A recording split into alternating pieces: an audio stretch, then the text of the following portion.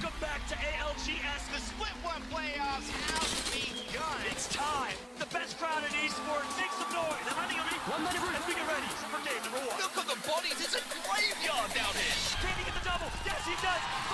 Going for the triple kill to kick off the ALGS playoffs in London. He's going to be hitting some big Oh shots. my goodness, the damage. The Bravers are finally landing. Guard is going to win this game. Ascend will pick up the win. Oh, he was like, he punched him. Are you kidding? He's on main. It should work out. Peekaboo. Oh, it's going with the Kramer. He's going to go in and finish off the damage as well. Setting a world record. 23 kills. $1 million is on the line today. It is a shootout. I'm going to move forward to become the champions here in London. You want the money? You get the damage here. TSM up in the skies. How's going down for the heavens? London belongs to TSM.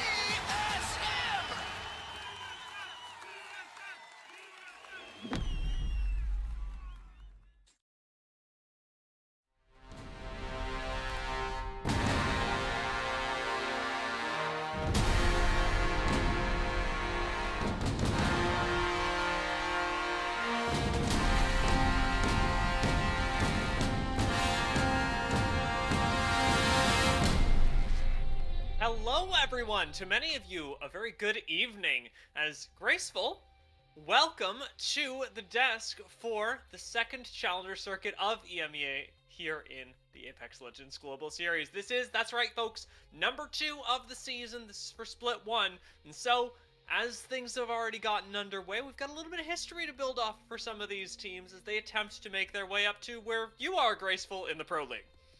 Thank you so much for having me. And yes, this is where all the young talents sprout and then eventually make their way into Pro League. Yeah, then they become jaded, they start flaming their teammates, and ideally, they start making some waves in the pro scene. We've actually already seen it happen through Challenger Circuits past, and so we're building up these players now.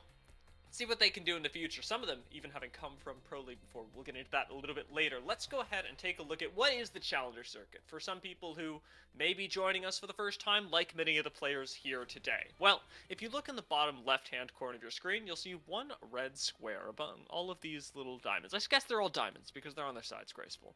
Yeah. That's where we are right now. So, I mean, yeah, it's pretty straightforward. There's a bunch of qualifiers. You accumulate points through all the qualifiers. You lead into a finals lobby, essentially. And then through the finals, you make it into Pro League. So everybody here is just making their way up into Pro League, hopefully making, land eventually. But as of now, their goal, and they're aiming for Pro League. It's such a funny thing in Apex where right now, since we've got all the, the Pro Leagues and the playoffs and everything up top, to see Challenger Circuit, Pro League qualifier, and Challenger Circuit and Last Chance qualifier, because they're all just qualifiers for qualifiers for qualifiers to qualify to a bigger thing. That's it. Wait, everything has the word qualifier in front of it. It does start to feel a little silly, but it is really impactful every single performance that we'll get today, because the way that the Challenger Circuit works is that in the 4 weeks that we have, you get rewarded based on your placement. You play 6 games over the course of today, but you've already played several throughout the course of this weekend to even make it into the finals. And as a result of being here, everybody's already got what we'll call Challenger Circuit points, and they'll get them even more based on their performance in today's games. However, if you get first place in today's games, regardless of how many Challenger Circuit points you have, you will be seeded into the Pro League qualifier at the end of the split. Yeah, I think the main point to take away from this is that how far have we come? Back in the day, I've been playing this game for 5 years, staying at the top, right? And back in the day, we used to have kill racers to make it into lands and tournaments. Oh, I remember now, that. Yeah, now we have actual 6-game series. We have placement points. We have, a lot of consistency-based stuff. So all the teams that are consistently staying up, they will make it through. You no longer need one huge kill race game. Yeah. Remaining teams accumulate CC points. Everybody wants to make it to the Pro League qualifier, which is essentially a final lobby to make it into Pro. That's the final boss to make it into Pro League. Yes. And as you accumulate these Challenger Circuit points, you are still competing against those that have already made it into the Pro League qualifier, which is a really interesting change that was made, I think, last year to the Challenger Circuit. So, what you'll notice is that teams that have already won one Challenger Circuit, for today's games, Italy and PC, uh, are still competing today because their results today will inform their seeding, whether they get put into the upper or the lower bracket when it comes time for the Pro League qualifiers. This is all to give you a heads up. You don't have to understand all of this now. We'll review it plenty of times throughout the season. But before we get into the games, I do want to review how we'll be scoring today's games, because we're talking about Challenger Circuit points. Those are going to be factored in much later on. For the purposes of today's games, it's going to be your standard ALGS points, which heavily rewards your placement. If you're first, you get 12 points, second 9. You guys can all read the graphics, so third, 7th, and so on. However, Graceful, my favorite way of getting points is yet to be discussed. Outside of placements, how else can you put yourself at the top of the leaderboard? Yes. So as much as we say that placement is rewarded, looking at the 1 point per elimination, you get heavily rewarded for getting kills. And this is one of the main reasons why people are more and more getting intrigued by edge play due to the fact that you wipe 2 teams. That's better than 4th place placement. Like that's 2 team wipes, and there's so many teams you can find isolated on edge, and these teams that are rotating early, depending on which zone it is, they they will not be stacked at all. They might have white armors, they might have blue armors, and if you come in late, purple, maybe even red crate weapon, getting those fights could be very easy points for you guys. So that's why we're gonna see a bunch of teams play it very differently, not only comp wise, but if they play edge or if they play zone. It's really interesting to see their take on what they think can get the most consistency. Personally, I would say though, depending on map, it might change. It certainly might, and that's a great way to lead us into where we'll be playing today's games. Because, as always, we'll have 3 games on World's Edge and 3 on Stormpoint. With today's games starting on World's Edge, it may, as you say, favor a slightly different play style, so that at the halfway point, we'll get different teams succeeding once we move into Stormpoint. With all this variation, I do think World's Edge is a nice place to stabilize, because, Graceful, it is the map that people have been playing for the longest. Yeah, World's Edge has been here for the longest, and please, I want it to go away. Seeing it's being so fleshed out, and everybody's macro has been made for the past 2 years. Even they all have the same macro. They copy other teams. They drop swaps POIs, and they still have the same macro. I think it's going to look the same. Half like probably about 15 teams are gonna look to play zone. A few teams, I don't even think 5 teams in CC lobbies, but in Pro League lobbies you have about 5 teams playing edge. We'll now see how it skewers, because I feel like in CC level, I feel like teams are a little bit more precautious than they might have to be. A lot of the time, people play a little bit passive, where like I said, they're the young talents, and they haven't figured that out yet. But once they figure it out, that's why you'll see some teams on top, head and shoulders above the rest of the teams, because they've found their groove and they know they're good. Yeah, once you're confident, once you're moving as a team, you are nigh on unstoppable in the Challenger Circuit. Let's take a look at the teams, at the players that will be doing just that today. Graceful, we already mentioned NPC. They're in the #1 spot, and they're in the #1 spot for a reason. After having dominated last week, they had a 22-kill game that they then snowballed into another win. NPC was ridiculous. Yeah, and as I said, I think they're a team that knows that they're that good, and they're using it against everybody else. They're showing presence probably. They're probably playing a lot more space than other teams, and if they can keep this up, Pro League is not far away at all. But looking at other teams, that pop out to me is obviously Taskmaster's teams with Osus as well. I've played against them in Pro League. Mhm. I have high expectations for them to make it through. I see a few other names that I recognize. Taishin, Linkser, the Italian team with Sharp and Nisa. There's plenty of good teams here that hop out of the screen straight away that I have high expectations for. But a lot of teams that I might not really know, since I haven't kept too much track outside of Pro League, they can definitely give me a scare. Yeah, and there's a lot of Challenger Circuit teams that are in the mix every weekend. It's why we have, some teams that make it back, some teams that don't. From last week's finals, we've actually only got 7 teams that have made it back into today. Everybody else here is new. So, we'll get the chance to appreciate perhaps some new talent. As we prepare to jump into the game, I do want to give a very quick shout out. One of our teams, OR9, are actually frequently in the finals, and they've made it here today, as they frequently do, but this time with a bit of a different name to honor one of their friends who has recently passed away after playing quite a bit of Apex Legends with them for a long time. So, a quick reminder as we get into the game, all these people that you see on screen, very much people, very much going through their own lives, and a reminder to you guys perhaps at home to shout out the people that you play Apex Legends with, that you enjoy spending your time with. People like you, Graceful. Thank you for spending time with the mic today. Love spending time with you guys, and I absolutely agree that Apex brings us all together, and I hope that they can make their friend proud, because I'm sure that they're making everybody proud showing up in this lobby. All right, well, it's time to find out as they and every other player on World's Edge right now prepares for the first game, the big one. This is the round where NPC put up their 22 elimination game in Challenger Circuit number 1. This is, as the first game with no expectations, the one where you can blow people out of the water. And with the south to north path, everybody who lands over at Dome, Stacks, Mod, Launchpad, they'll be having a little bit of an easier time making their first move onto the rest of World's Edge. Oh, jumping straight into a contest, though. That's how we do in Challenger Circuit. This is honestly primo. Rejuvenated, well, inside the center of Thermal, have a composition that's going to rely pretty heavily on them getting more information. With Roamster already knocked low, Style on Coffee's got to clear the angle, make sure nobody else swings in after his bud. Calm run the outside, however, and this looks like the much better position. Yeah, I can see that Calm is planned out this contest a little bit more, because they're playing all the verticalities as well. You see Taishin up top here, looking to just make sure that they're not doing anything. The Romister's team really playing a Valk instead of a character like Horizon. They can't really contest for height. Huge swings Jans at the same time, though.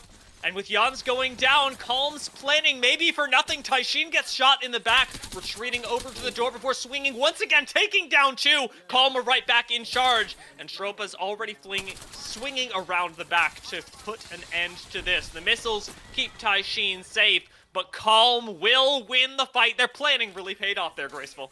Yeah, Rejuvenated there. Like I said, they didn't really contest for height. They're on their own. Another contest comes out? Wow. I mean, this is one of those things with Challenger Circuit teams.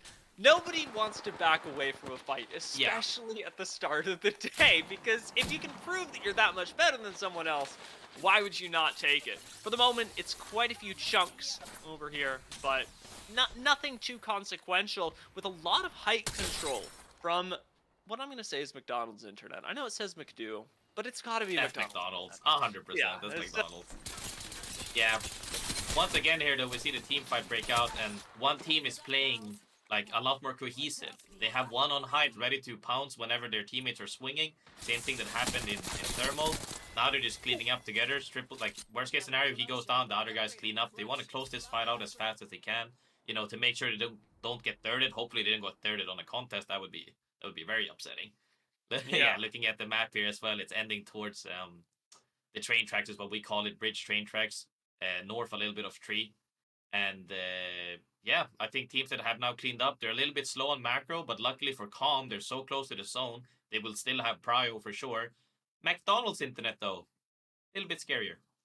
Yeah, and as I recall, they don't have the ability to scan ring console either, because they did go into a composition that was built more for the contest than anything else. So, as they make their way in, they'll be dealing with squads that have a lot more information, that have perhaps a few new tools. We haven't even touched on it yet, but the new season has brought a lot of new legends into the forefront of Apex Legends once again, and OR9 are making good use of the Fuse, one that has always just been on the edge of popularity.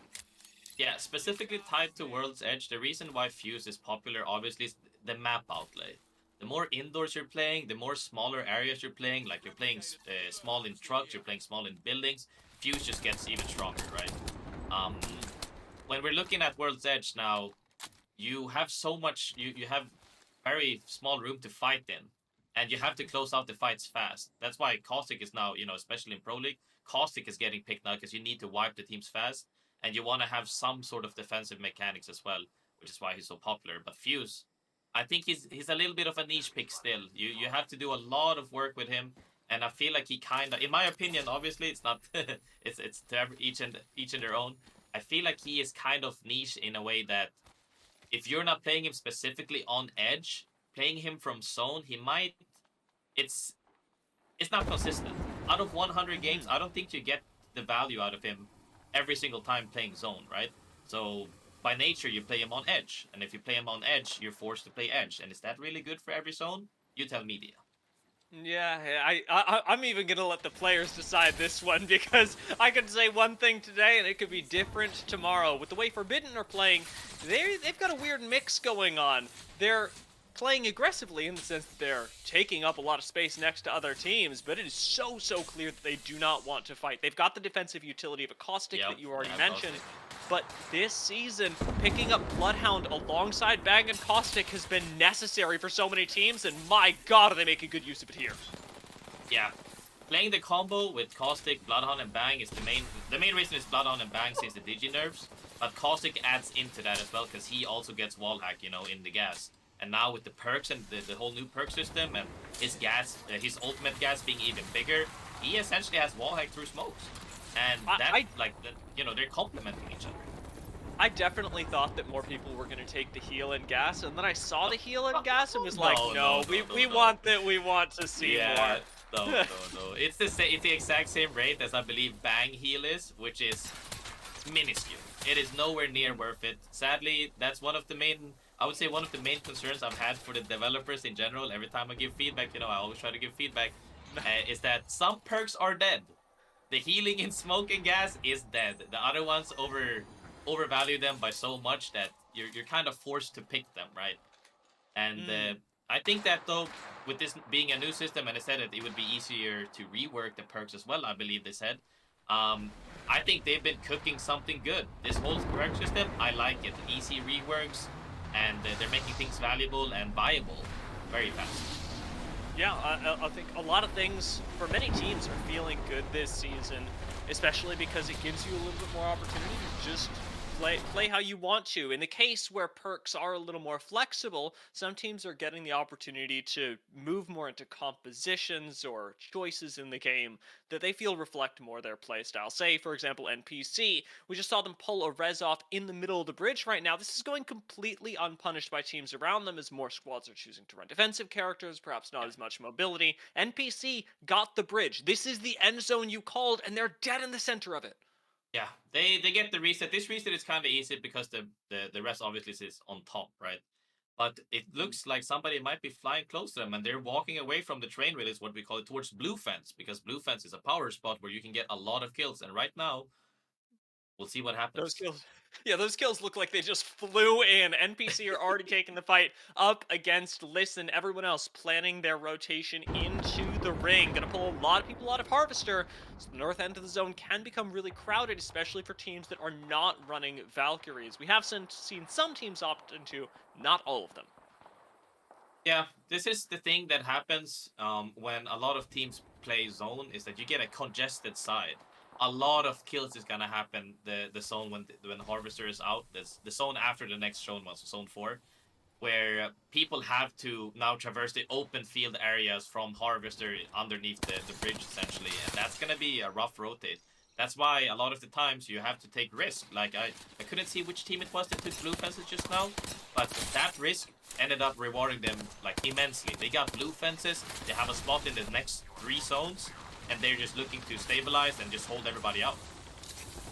Trojan hoping they could do the same on the low ground, have encountered the unfortunate reality that with a lot of open space comes a lot of risk. Fortunately, a gold knockdown shield gets Maz back into the fight, and underneath this bridge they can still hold out using things like caustic gas, even through the scan that's come at them recently. Trojan, another very scary team. Atnam had played through preseason qualifiers and last year's challenger circuit with blue whites, and Trojan qualified out of the second group in first place just yesterday with 97 points, 57 of which were kills.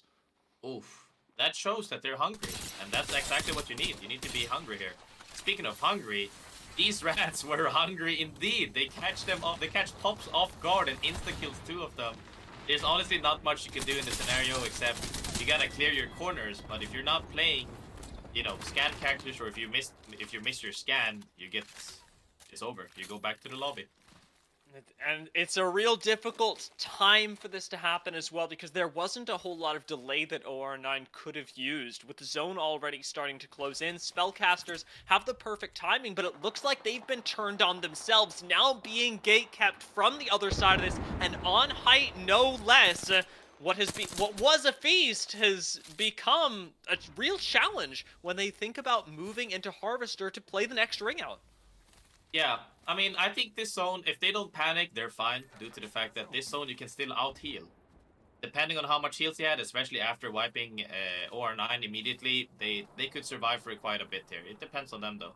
I think that this is one of the big precautions you have to take when you are all inning a rat, is that you can get gate kept, and now if they shoot out the balloon, they're gonna be in a rough spot, and we'll see. Do they make it in time? They don't make it in time. Now we're talking about being stressed, because once we don't know their heal count, but they're consistently walking towards them, and we're gonna see how well these guys are disciplined. Are they gonna stay there until they're actually dead to ring, or are they gonna walk in early and maybe that will be a pinch opportunity for the team in the zone? Does look like there's a quick rotation that is on both sides of that bet, right? Atlas are saying, you know, they probably don't want to just run straight at us, but at the same time, we do need to think about our rotation into the next ring, especially because that ring is clearly not going towards the thermal side that they would otherwise lean towards. Atlas have to book it all the way down south and are likely going to have to fight a team on the way. Calm, in fact, are already positioned to gatekeep teams like Atlas that would want to rotate through the southwest. Yeah, Atlas is in a tough spot because they have to take a fight or they have to gamble. Gambling being in this case is they wait late for an evac and then the evac for a spot and they try to fight for it. I would personally say that Atlas here should take the fight to calm. Having a 3v3 is the best thing you can do, but the main reason why they're a little bit scared and they're looking behind all the time is because they didn't clear out the rats, or spellcasters in this case. They don't know where they are. They don't know, are they walking in late with the zone? Are they gonna, pop up behind us? Are they gonna be in the tunnel? And this creates hesitation, and why I didn't like walking in too early without at least seeing that they rotated some way. You have to make sure that you don't make assumptions and you don't take things for granted. Make sure that they are indeed rotating away from us. Now we have our backs clear, we can take a fight. Now they're gonna be scared, and honestly, I could see them making an evac play.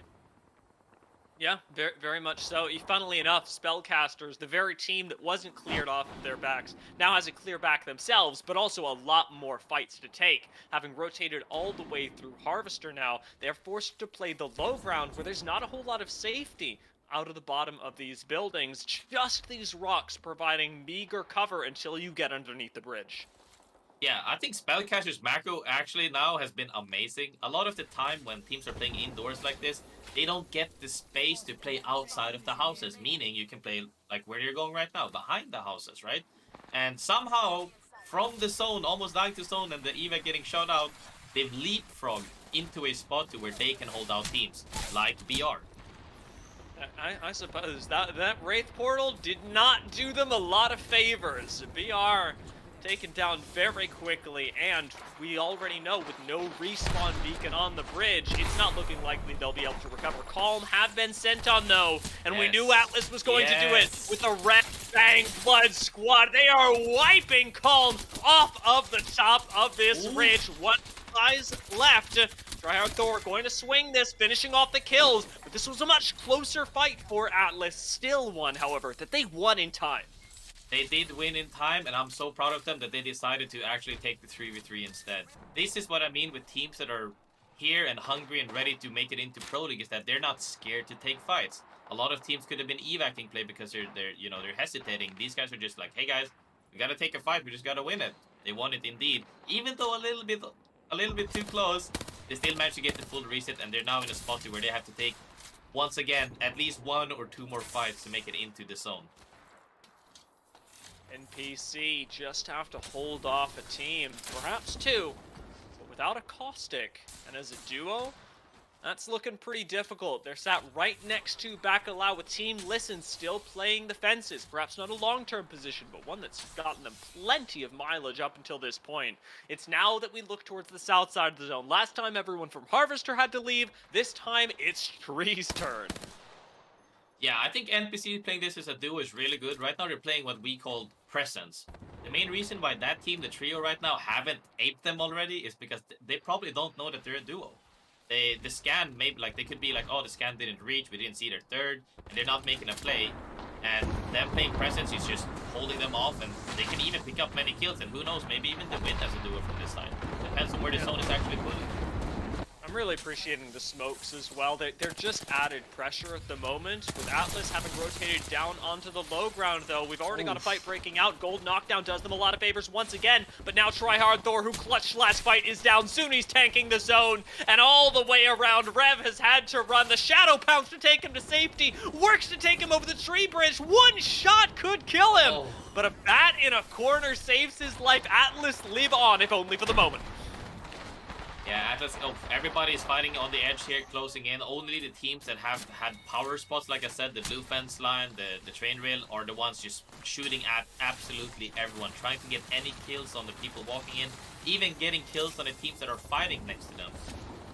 I think the kill scoring in this game will be very heavily favored towards the top because 3 teams have barely been moving at all, and I think they've been picking up plenty of kills. Yeah, Team Listen, certainly one of those. They played these fences early. They set up with Rampart after making what I can only imagine to be a Valk rotation. And they have been able to largely overlook teams like NPC who have been put on struggle street. As you said, playing this bridge remarkably well. But the bridge is only going to become more of a focus during the next ring close, as it will be the last bit of high ground remaining. Frizz does fry on the way in, but doesn't do quite enough damage to be able to fully commit to a low ground fight. Yeah, NPC right now actually, well, they're getting engaged on. NPC right now has to make sure that they either wipe the other top team, which is highly unlikely, or they 3P somewhere else, which is what I would do in this case. You just you don't really want to take the 3-3 unless you get a huge opener, but you can always try. Like, you should always try every single time. But what's most likely going to happen is the top teams on the bridge will fight and somebody will look to 3P on top of the bridge. All those teams from low ground, teams like Gunslingers, teams like Listen, are going to have to gamble. Listen, do gamble with the Valko. This one doesn't look like it's going to be so good. Plume is almost down and goes down in the air. This landing is scuffed graceful, and Kumbra will attempt to take some height, but this is not the safe place you thought it was, with 2 squads looking dead at you. Now knowing that you have just 1 person left, Team Listen are getting aped on high ground, and Kumbra is going to have to put on the defense of their life, dropping down to the low ground. Does fall right into the hands of Oz, is immediately eliminated as multiple teams continue to fight on the high ground. Team Bacalao full sending NPC and taking them out. We're in the top 6 squads, and Bacalao own the bridge. That's the thing with this whole bridge, is that one side will always be engaged because people like that. Okay, they were really unlucky that the Valkyrie landed on them, I'm not gonna lie. Oh, no. But Bacalhau being ready to just clean it up as a 3P is the way they win this game. Right now, they're just cleaning up everybody, making sure that they're actually protecting height. Because right now, the team underneath them has to walk out earlier ahead of time. And if they can time both nades, ultimates, and whatnot, they should be able to wipe the team underneath. But the real question is the team that currently is closest to the zone ending, are they able to hold this out? Or are they going to get engaged by any of the other teams? Because everybody has to make a play.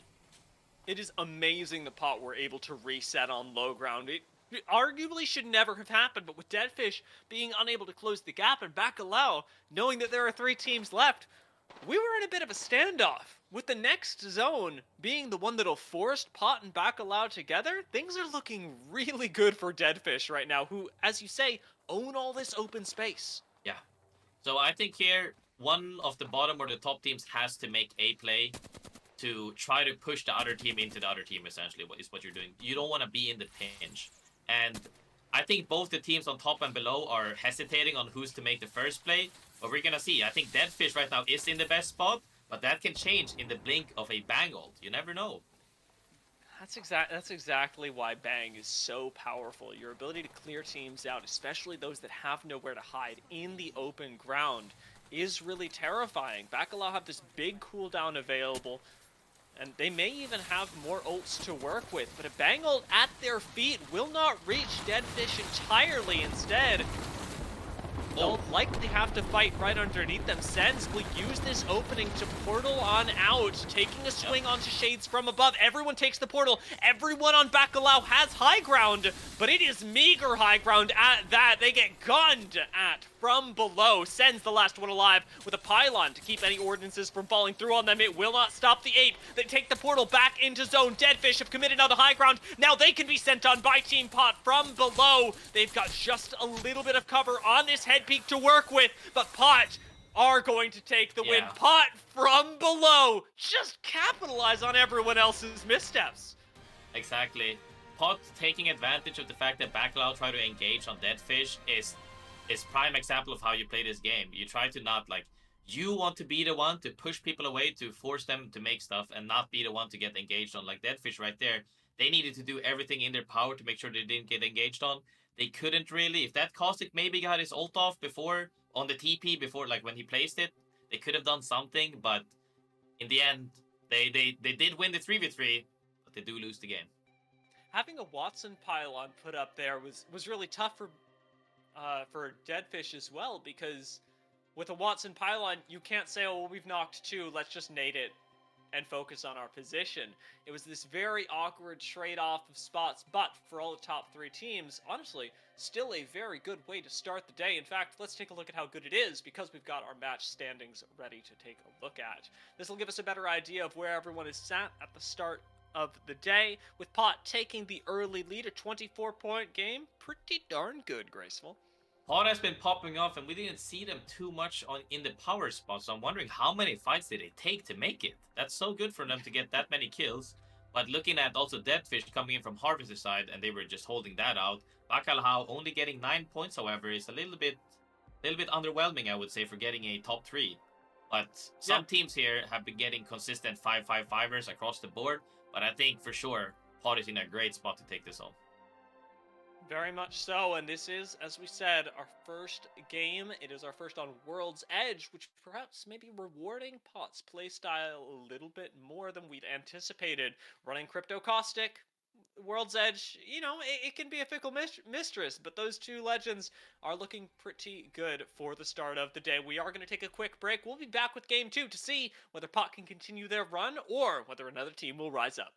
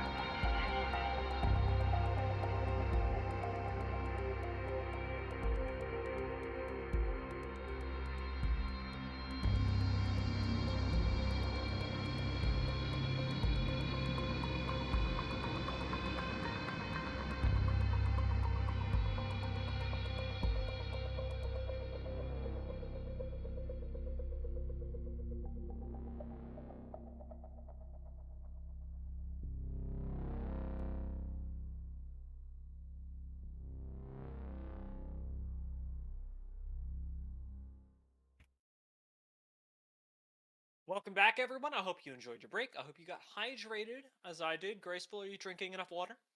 I am indeed. I mean, I have to because, I'm not used to speaking this much. But I think that getting some snacks in a break is good for everybody in between games. Make sure not only to get snacks and drinks, but also stretch, move around a little bit. Get some air in Oh. you. You're right. I should do that. Next break, I'll stretch. For this time, we'll have to hope that the stiffness doesn't get to me too much because game 2 is about to start. I want to bring up our standings one more time because just before the break, we got to talk about our top performers, the teams that like Pot, Deadfish, Forbidden, which is an interesting addition, got to make it into the top 3. However, there are plenty that fell short a little bit earlier on in the match. Some we even praised. A team like Spellcasters, who I don't think you can be too upset with after the first game, had really good macro, ended up with the 6-point finish. And 6 points is honestly, in terms of consistency, a pretty nice boon, Graceful. Yeah, having 6 on average is actually going to take you really far up in the leaderboard. But looking at, when we say teams fell short, I think we also have to take into considerations there were contests, right? Some team is bound to fall short almost immediately. Some teams got slowed on macro. Even the teams that ended up winning get slowed on macro, and then you can get caught off on your macro. I think that depending on how many more contests we see, if teams are now, vying to swap POIs or whatnot, I think teams that might even look down low on the points right now might make it back. I could certainly see that being true, especially for a team like Rejuvenated or Huskies that did fall early on in the contest.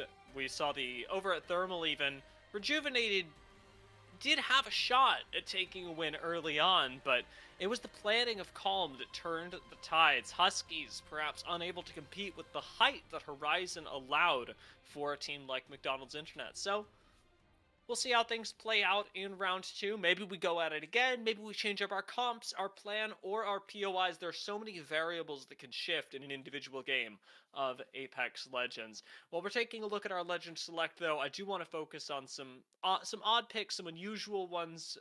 Things like Conduit have slowed down quite a bit, but we've still got at least one in the lobby, which is really nice. I think by far, though, our biggest presences are still this Caustic Bloodhound that seems unbeatable. Yeah, Bloodhound Bang is almost staple due to the fact that how much they impact fighting, right? They're such a good combo that they enable teams that might not be as good as fighting. Like the thing is that a lot of teams that aren't good at fighting, when you have legends that force them to fight together, they kind of are good at fighting. All of these players can shoot their guns. A lot of the times you're just not on the same page. But when you pick legends that work well off of each other, such as Bloodhound and Bang, you smoke for me, I Bloodhound ult, you scan for me, I can smoke and still shoot them through the smoke. Adding on top of that Caustic that gives the utility, but not only beacon, and also wall hack through gas, now you have a team that plays well together on the same page, and we'll see what happens.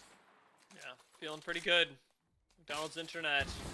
The Devotion, which honestly I haven't minded this season, but hey, I'm not playing ALGS, so don't come at me. McDonald's Internet could take an early engagement, and it does seem that they are feeling appropriately confident in doing so. Meanwhile, our small engagement in Thermal has still gone pretty hard. Taishin is low. We haven't had the first knock, the big snowball just yet. Missile Swarm not going to connect, although it did get real close. And we've got one swing happening off to the right that Tropa is going to have to take care of along with Taishin. Jans just keeping everyone at bay with this Havoc that still, even without the turbo, can melt in the early game. Yeah, I think though the biggest change up we saw from, is it Rejuvenated you said now? Is they played for height. Did you see that? They shot Taishin off height. Now the pace is not on their side anymore. Rejuvenated is looking to take more space and play more aggressive and playing more cohesive, and you can see the damage he's putting up right now. Jans got very low, but some nice cover from Tropa with the Mozam R9, no less, keeps their team in the games. Next scan is up, but Calm don't seem to want to fight this anymore. Instead, using this time, this advantage of information to disengage. Stylon Copy does peek, getting a crack with the Missile Swarm. That's slow as well, but Rejuvenated still need to play this careful, and you cannot peek the Mozam like that. Stylon Copy gets taken down. The fight is really, truly off to the races. Oblivion takes down another with the Mozam, and Rejuvenated with just one member left. Swing with the Growler to finish the fight. Calm are down. Rejuvenated coming out on top now shows me so much the hunger that I'm talking about. They revisited their plan. They said, "Hey guys, we lost because of height. We got pinched when he dropped behind us. We're gonna fight for height." They pushed them off height, and you saw them. They took the fight to them. They played their game, and when they get to shoot their gun, they can certainly take them out.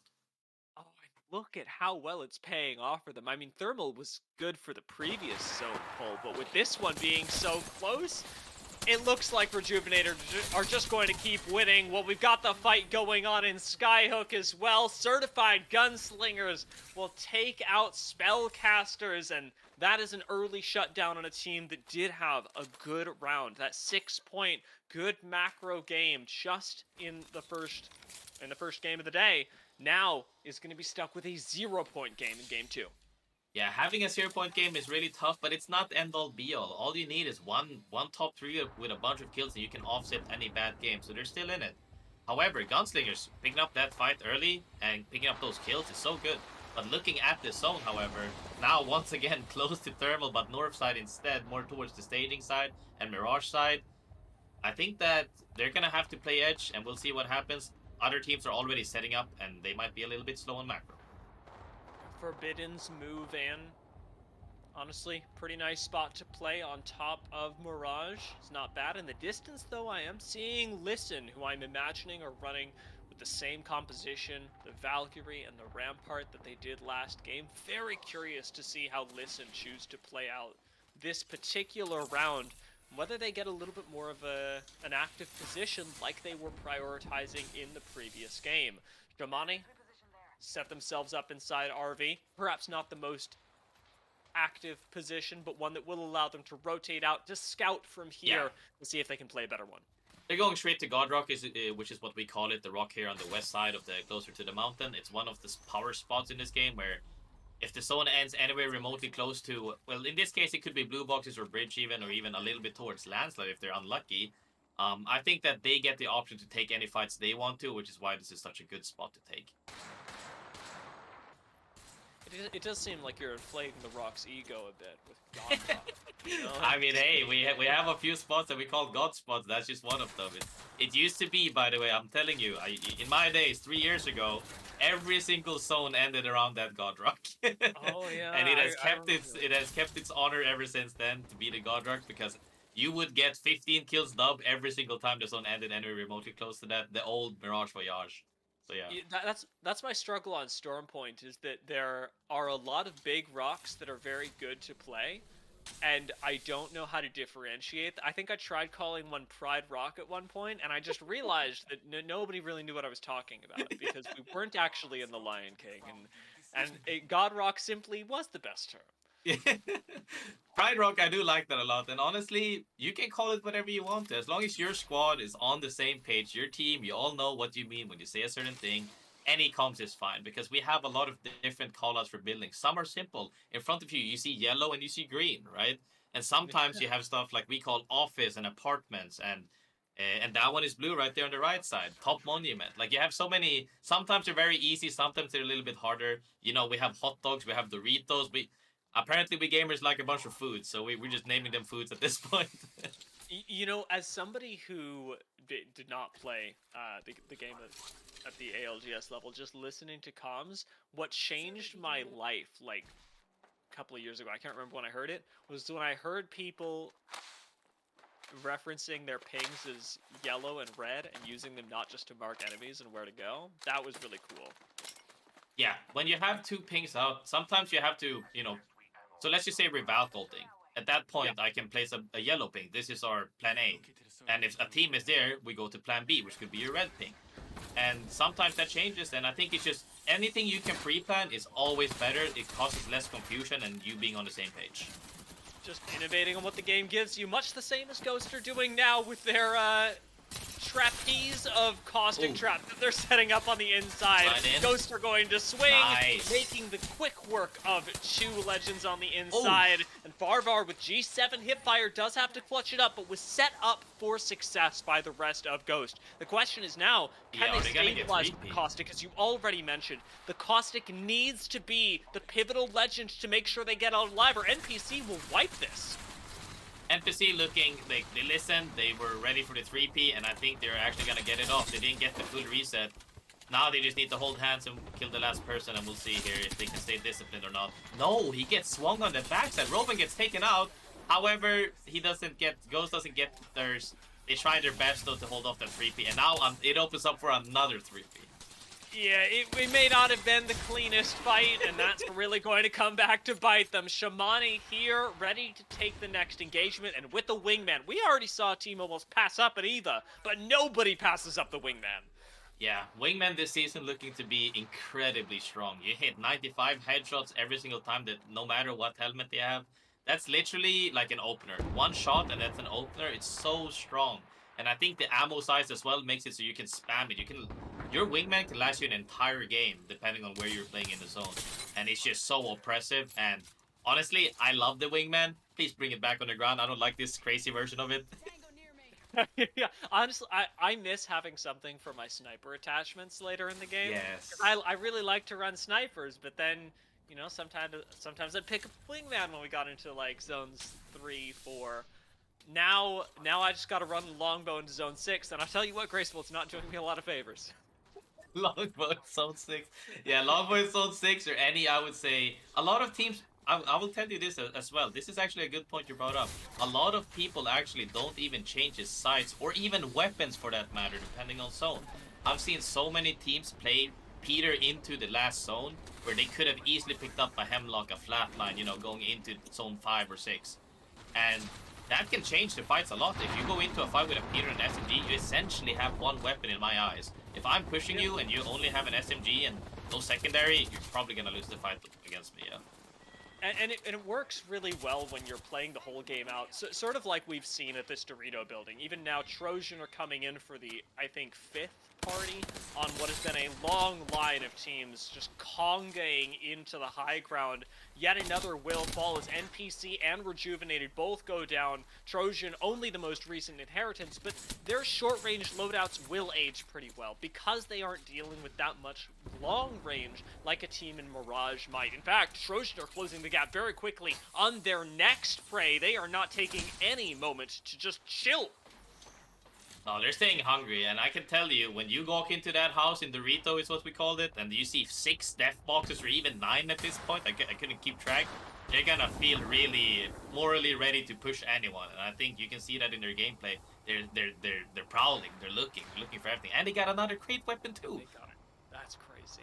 Oh. I saw the crate pop, and I was just, there were tears in my eyes. Not only that, but the fight has continued. Goodbye, Chucha, as Trojan make very short work of a solo that had extended a bit too far up towards the care package. Nemesis Bolt for Atenum, devastating at both close and long range, and with 2 reds already, Trojan are the ones that have by far the most say in this game. Yeah, Trojan looking really strong because of also you can see the next zone. They just have a walk. They don't even have to walk almost. They have a spot where they can fight and clear everybody out from. Now they just need to see, can they hold this against any teams that are looking to take a fight and potentially even 3Ps like we've seen so far. With SPS in the low ground, and I believe the last remaining member of McDonald's Internet in between them, Trojan can continue to pick up a couple of kills that do have a big disadvantage. One being a solo, and one coming off of, as we said, low ground. With Pot starting to make their rotation down towards the south as well, this could be another squad that Trojan benefit off of, but I want to focus on a team at the top, Team Listen, who have actually been sat on these train tracks for a while. They again, Rampart, Valkyrie, have the most mobility and ability to quickly set up that any team would, and they've chosen to play outside of the ring end.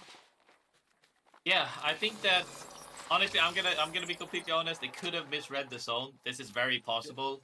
This zone that we saw, well, 2 or 3 zones ago, it could pull either way if you don't have the beacon knowledge. That's why it's important, though. However, they're not in a bad spot. They might be on the edge, but they have, once again, they have the bridge to walk in from. They could decide to walk, you know, drop off the bridge and walk up the slope. They could decide to just walk all the way in, and if, like I said, if Trojan gets engaged on, that could open up for a potential 3P. But the real question is, looking outside now, I think a team might be, there might be some teams lurking on the edge, and we'll see what happens. A team like Pot is certainly in that scenario. Looks like low ground, maybe where they're forced to play, if not for the evac tower that they just popped, giving them another quick short-range rotation. Still could put them right next door to Trojan, but they cannot be our only focus. With so many more teams forced to move in from the north side, Atlas struggled to stay alive. Rev chunked out, but with a quick shield bat will get into the fight once more. Caustic ult is perfectly placed, as are the Arc Stars and the Bang ult that rains in around them. Ooh. Atlas lose one. Zuni is already low, and the fight hasn't even truly kicked off. A triple swing in to finish them by Bacalao will take out another member, and Bacalao should be getting at least 2 KP off of this and a rotation into the zone, but another third party comes in! Yeah, this is the issue with playing Edge, is that when you have too many, like sometimes you're in a great spot, one team walking in from Edge can change all of that. And like I said, Bacalao played really well together as a team. They insta won that fight, right? But what did he do?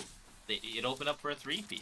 They went from almost being in a god spot to now being on recovery mode. And it's crazy that they're even alive, all three of them. Yes, one member is down, but Bacalao took the portal back into the middle of nowhere on low ground and are still all up, still making their recovery, slow healing with syringes. Forbidden may have one of the better spots off of this fence line, but even they will have to move towards the next zone and move towards where Bacalao are set up right now.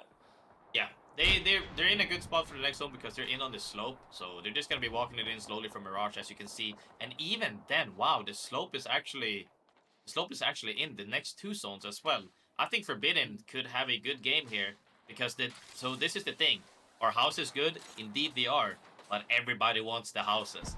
One fight like that where a team is getting pressured and trying to take a floor, they take the wrong floor, they run in on you, it could lead to a 3P. So we'll see how Hot and Deadfish plays the inner zone from here on and out.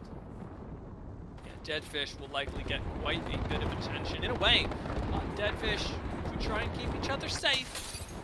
Ooh. But with They got shots a like Kraber, that, that's what they got. I don't even know if anyone will be able to send off of that. Atnum could just find a kill right now, and does. The second Kraber shot connecting for a knock onto Mir. A third even chunking out and taking down Taskmaster. Oh. A fourth connects onto the Valking squad. This is illegal play from Atnum. He's done a collective 500 damage in the past 5 shots. Yeah, I think, like I said, once they managed to get that, I think they were the 4 for the 5P, and they see 9 boxes, and they got a crate weapon on top of that. Nothing is stopping them this game, and you can see they're playing with confidence because they know they are outgearing absolutely everyone in the lobby. Anybody that runs into them is gonna have a really hard fight. It's 3 Kraber shots and 2 nades that take out SPS, and I can only sit back and say, well frickin' played. That was amazing from Atnum, and very much already a player that we knew about. We talked about Blue Whites earlier, we talked about the preseason qualifiers. Atnum playing on another level in Game 2. OR9, who did not get the chance to play out last game. Remember, they got ratted on by spellcasters coming out of Landslide Tunnel. They've made it into center zone now and are sharing space. Yeah, they're in a tough spot because all it takes is one team to play off truck to look down at them, and they are immediately gonna get pinched. We'll see how well they can play for now in their spot, but they have to make a play to get something better, because if not, time is against them. Bacalao on low ground. Wraith portal available. We're going to try and make a cheeky rotation up onto the ramp that you talked about. Is going to be gate capped, however, by another squad looking at them from above. This portal now means essentially nothing. It's a small distance that they cover, but to an unsafe area. They don't have a lot of verticality. This jump tower would be certain death, and they're going to have to hope that they can find some place on the low ground that's still in for the next ring, because otherwise they have nothing. Yeah, Forbidden playing the spot that I talked about that was in this zone. They are in a great spot, because the only team that can contest this one is if a team were to walk on top of their heads. But if a team walks on top of their heads, they get shot by the 2 houses. This essentially make this spot a safe spot. So now they're doing everything in their power to make sure that Bacalao doesn't come up on top of them, because if they do, that opens up for a 3P. The smaller the zone goes, it opens up for more 3Ps. R9 have fallen. The outside of these houses is safe. Trojan are starting to be the ones walking up on it, but knowing there's a team on height, do not want to overcommit. Playing outside the houses, somehow equally, if not more dangerous, and they will take the first floor. Oh, Trojan, holding out for now, are in a very contentious spot. Call me Data, do not want to send on a building with 2 squads in it, but at the same time, I don't want to be in a building with 2 squads in it. no. Call Me Dada should win this game for free because they are now at the power spot. The zone ends right outside of the house and they can retake the roof late. I don't think anybody will be able to contest them because they will have a firing range once this zone starts closing in. Every other team that's not close to where the zone ends has to walk in, and it's gonna be a messy show. Unless we took those crazy caustic barrel throws, then it's over. The caustic barrel attack range, that is the perk where it's at. Forbidden on the low ground. Still in a good spot. Yeah, I think they wiped out the squad that was below them. Deadfish have gone down as well, and yeah, on the map, I'm not seeing anybody below Forbidden. They're not even playing as if their backs are contested, and with the zone closing in as it now is, there is certainly nobody left who can fight. They are still being gate-kept from above, though, and this slow climb-up is really nice play from Linkser, opening up the rest of the squad, clearing out high ground that would otherwise threaten Jords and Aku's Watcha. The thing is that, yeah, Forbidden is making a play because they're actually out the furthest team out from the center zone of next zone ending, so they have to make a play. Pot is just, Pot is just next level. They're so strong at fighting, they kept them off perfectly, but... Oh, he makes it with 1 tick left. And because this zone is so slow on moving in, they can actually get maybe even the reset on the third. It depends on what Call Me Dada ends up doing, because as you can see, they are controlling 90% of the zone right now. And it comes back to exactly what we had last game with Deadfish, where another team is going to try and send on the squad that controls everything. Call Me Data had so much open space that's now been encroached on. The wrap from Pot, pushing them down. Call Me Data forced to sit right next to Trojan. The exit from this building could do both squads in, and a Bangalore ult makes it all the scarier. Horizon gets the shield bat off just in time, shoots Trojan in the side, but gets focused themselves down to 25 HP. King gets a knock. Call Me Data are still owning Trojan right now, and they must be thinking about committing. Yeah, Pot here has been so hungry. They're looking to always make plays, and you see they pushed Call Me Data off the space. However, Call Me Data didn't give up that. Even though the other team actually dropped down and started shooting at them, they're so good at shooting that they out-pressured them, forced them into now Pot, and we'll see who ends up taking home. Is it a 1v1v1? Yeah. That was such a crazy end. This fence is the MVP of the last ring. Yes. Like, we were sitting there just dancing around the fence, and from the low ground, mind you, being the team that did not expend cooldowns on either of the others, Trojan walk out and win the game. This is the squad that kept their momentum going from the mid-game, from the Dorito building, Graceful. Yeah, from Dorito all the way to the end game. They got the house, they hopped out, they shot left, they shot right. Somehow ended up winning this game, getting straight in between both teams. They were so geared, they could still take down both of the teams. That was a crazy finish. And this weird interplay that we're getting with teams that have a lot of space is a really fascinating one, because we're seeing them be the ones that consistently get sent on. If you have a lot of open space, it looks like teams are more willing to capitalize on that and fight you than they are to play for second instead, Graceful. Yeah, a lot of the times when you get stuck into a do or nothing situation and you're forced to make a play, like right there, Pot can't really push inside of house. The only play they have is to fight for the open space. And with Bang being so prevalent and now also Pot playing Crypto, they're gonna take the fight in the open because it's such an easy layup on the ultimates to land, essentially.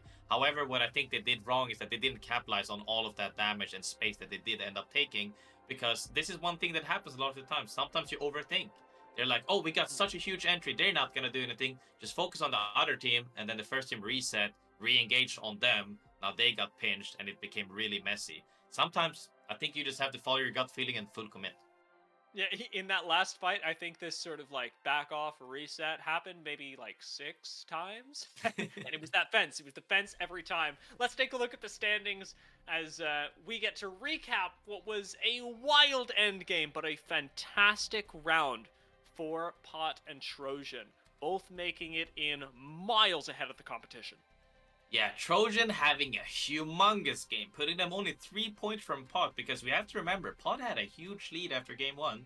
Other teams are catching up right now. It is kind of top heavy, but you can see other teams are closing up. Forbidden, Bacalhau, Dada, all of them had solid games this game. And we're only talking about game two. We're only talking about World's Edge. I have yet to see what they can bring on other maps like Stormpoint. Very true. Deadfish, remarkably, with multiple now top four, maybe even top three performances, they have been reading zones really well, playing their macro in enough of a advantageous way that it's gotten them to third place. While 10 points may seem like a lot, they can close that gap in the next couple. We are going to take a short break. We're going to hydrate. I'm going to remember to stretch graceful, and then we'll be back for game number 3.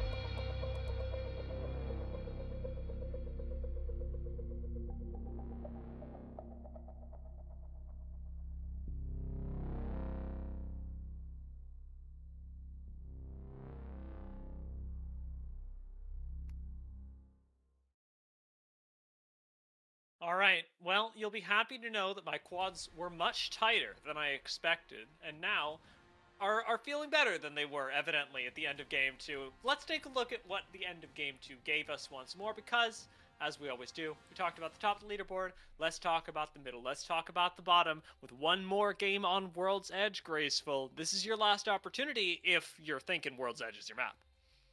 Yeah, World's Edge being hard because like I expected it to be top heavy due to the fact that the zones were too close to each other, right? They were very close, so all the same teams will have the same prio. The only thing that really was different is that big 5-6 P that happened on Dorito. But the teams that are in the good spots, I believe, also have good prio to the zones. I would like to see the teams on the bottom and try to understand when they can't get in. Sometimes you don't have prio, sometimes you gotta change things up, sometimes you gotta stay on edge, sometimes you gotta take fights that you might not want to take. Because obviously, it's always striving for straight into zone is a little bit risky the later you go into the game because more spots will be occupied, people will be set up and ready to take you on.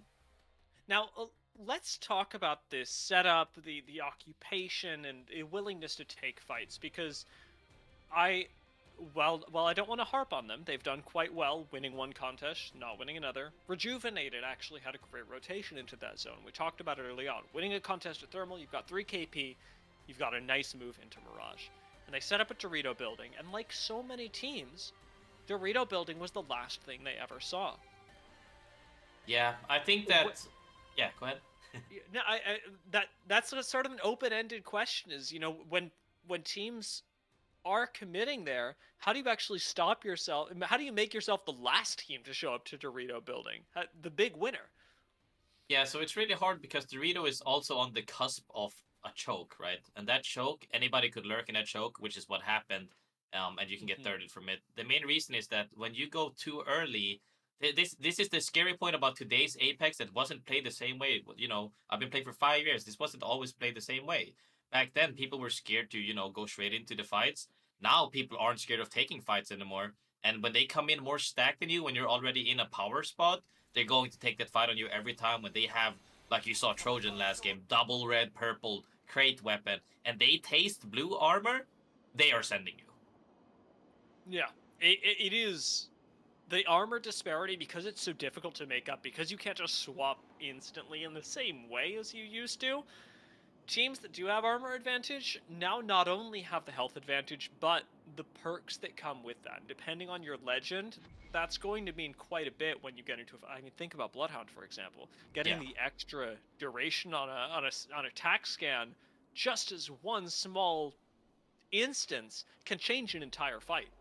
Yeah, the thing is that there are really big power spikes for the legends, which is why you're mainly picking them as well. Some legends was considered not to be as good with the perks are really strong, Bloodhound being one of them.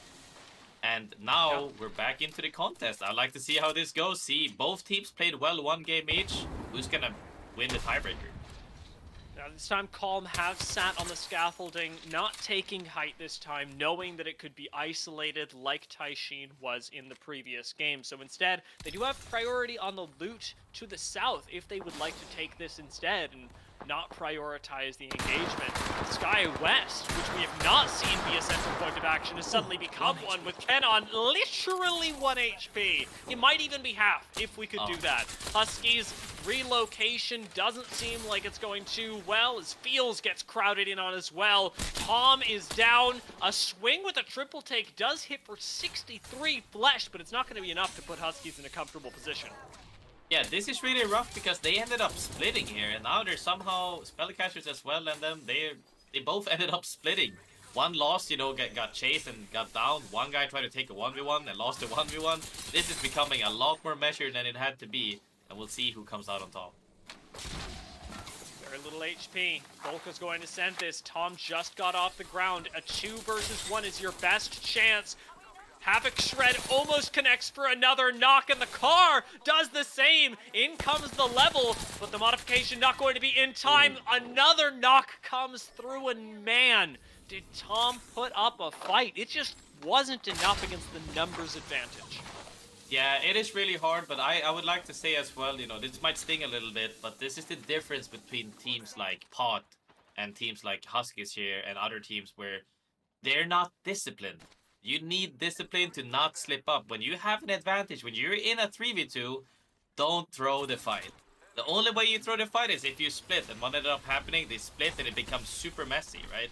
So always, when you have an advantage, play to your advantage. When you add a disadvantage, now we're talking about kiting, prolonging the fight, making sure we can reset and so on. But, discipline, discipline, discipline. That's what makes you consistent. And some of these teams are at the top. They're doing that really well, holding hands, swinging together, fighting on the same page. That fighting has continued.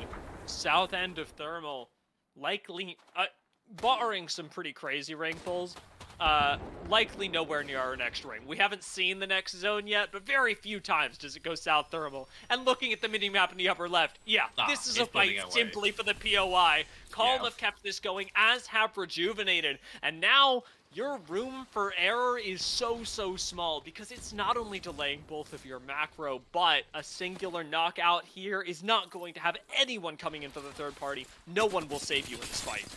Ooh, big swing here from Toprak, and it ends up being really good. It puts out so much damage, it essentially won that fight straight off the rip. And this is what I mean with the cohesiveness. Did you see that cohesiveness? One swung the stairs, one peeked up top.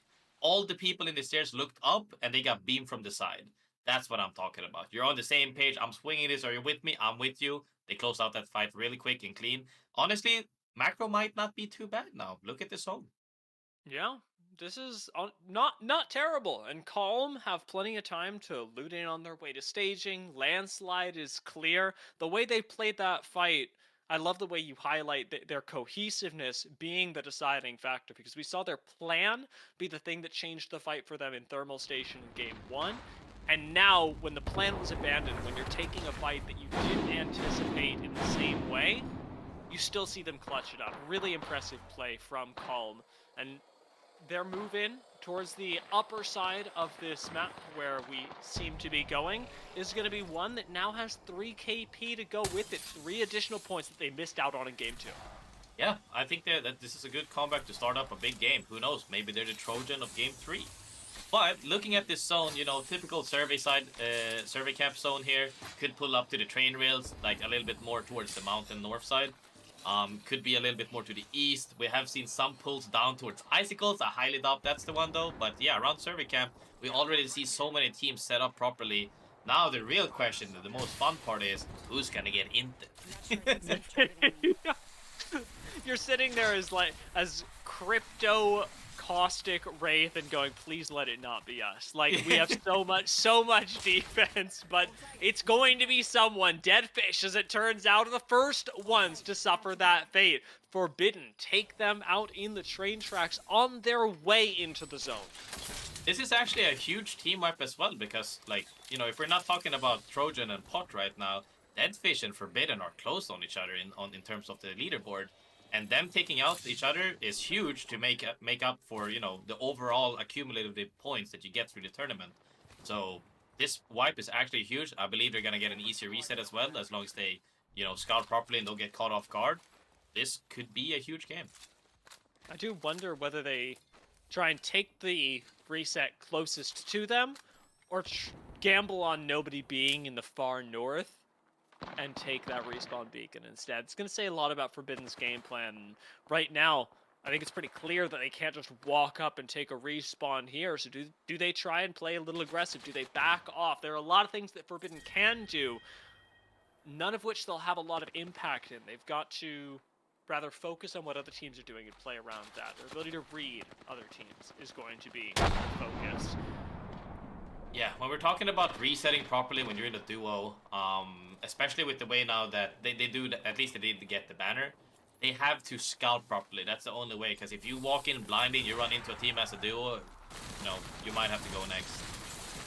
I wonder if they'll scout that this has just become a knockdown, drag-out fight. Ooh. Shamani did get just walked up on for absolutely no reason. The aggressive Bangalore ult does take one down, with Nisa helping to find a counter knock. Shirk has still fallen. The additional caustic benefits that you normally get now no longer in play. Nisa gets shredded, and it's by Rev no less, but the reset doesn't come in off of the shield. Instead, they get shot in the back, and it is a third party. It is Bacalao that come in to finish not just them, but the aggressors. It does not look like Atlas should survive this.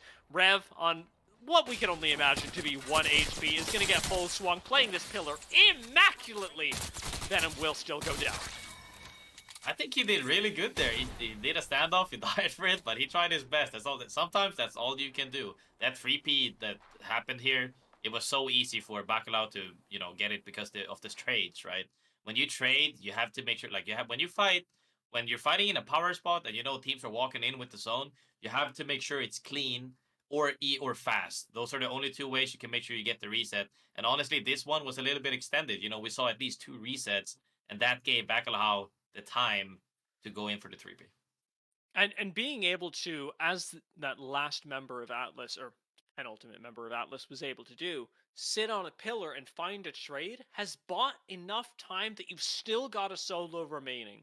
It's not the best thing in the world. This is not, Apex Legends that you're going to be sitting there's Atlas going, yay, we're so happy that only one person is alive. But at least one person is alive. At least your game doesn't end here. And placement points can still be used later on in the game, barring a banner recovery. Yeah, it's gonna be really hard as a solo specifically tied to this zone. If you look at the map outlay as we see with this beautiful observing, is there's not that many rat spots. All the power spots are taken. All the power spots has essentially height or a lot of view where they can see everybody. This crypto drone is ready looking for everything. I don't think you can rat this zone very well, and it's a really tough one. So I think Atlas' best choice is to just stay on edge. Pray that you get a little bit more placement than 15th all the way to 10th, but it's gonna be a tough one because when we're talking zones like, Skyhook, maybe even Monument, when the rat spots are many of them, you can rat some points out. Very true. Forbidden, not interested in taking the passive approach. Instead, seeking out not just rats, but full teams ahead of them. Playing into high ground with presumably their backs clear. But Bacalao are under quite a bit of pressure with no other teams seeming to want to third party this. It is going to be slow play for presumably this height that isn't even going to be in for long. On the opposite end, Trojan do find a singular kill sliding in through the caustic gas. That says confidence to me. Atnum finds another couple hits for Flesh, and it should be another 3 kills going the way of Trojan. Clean. Told me that I never stood a chance there. No, that was so clean from Trojan. Did you see the triple swing right there? One guy swung into 2 or 3 people, got insta-punished. The next guy tried to swing, and you can see the difference. Trojan is all on the same page, peeking together, whereas Dada peeked one by one, and they got punished immediately off it. And Trojan, they're hungry. They saw the advantage. Like I said, you got to play on your advantages. They got the huge damage entry. They cleaned it up really quick, and, that's textbook. And not just that, it's now turned into that same momentum that they had last game. The kill points that can stack up into so much more. Their walk-in isn't even looking that bad right now. These villages were crowded earlier, but now it's Trojan, Bacalao, Forbidden, arguably gatekeeping. All this can change in the next couple of minutes, and I do not mind where Trojan have to play from right now. It's gonna be... The thing is that if they have 3v3 isolated, I think Trojan can kill anybody in this lobby.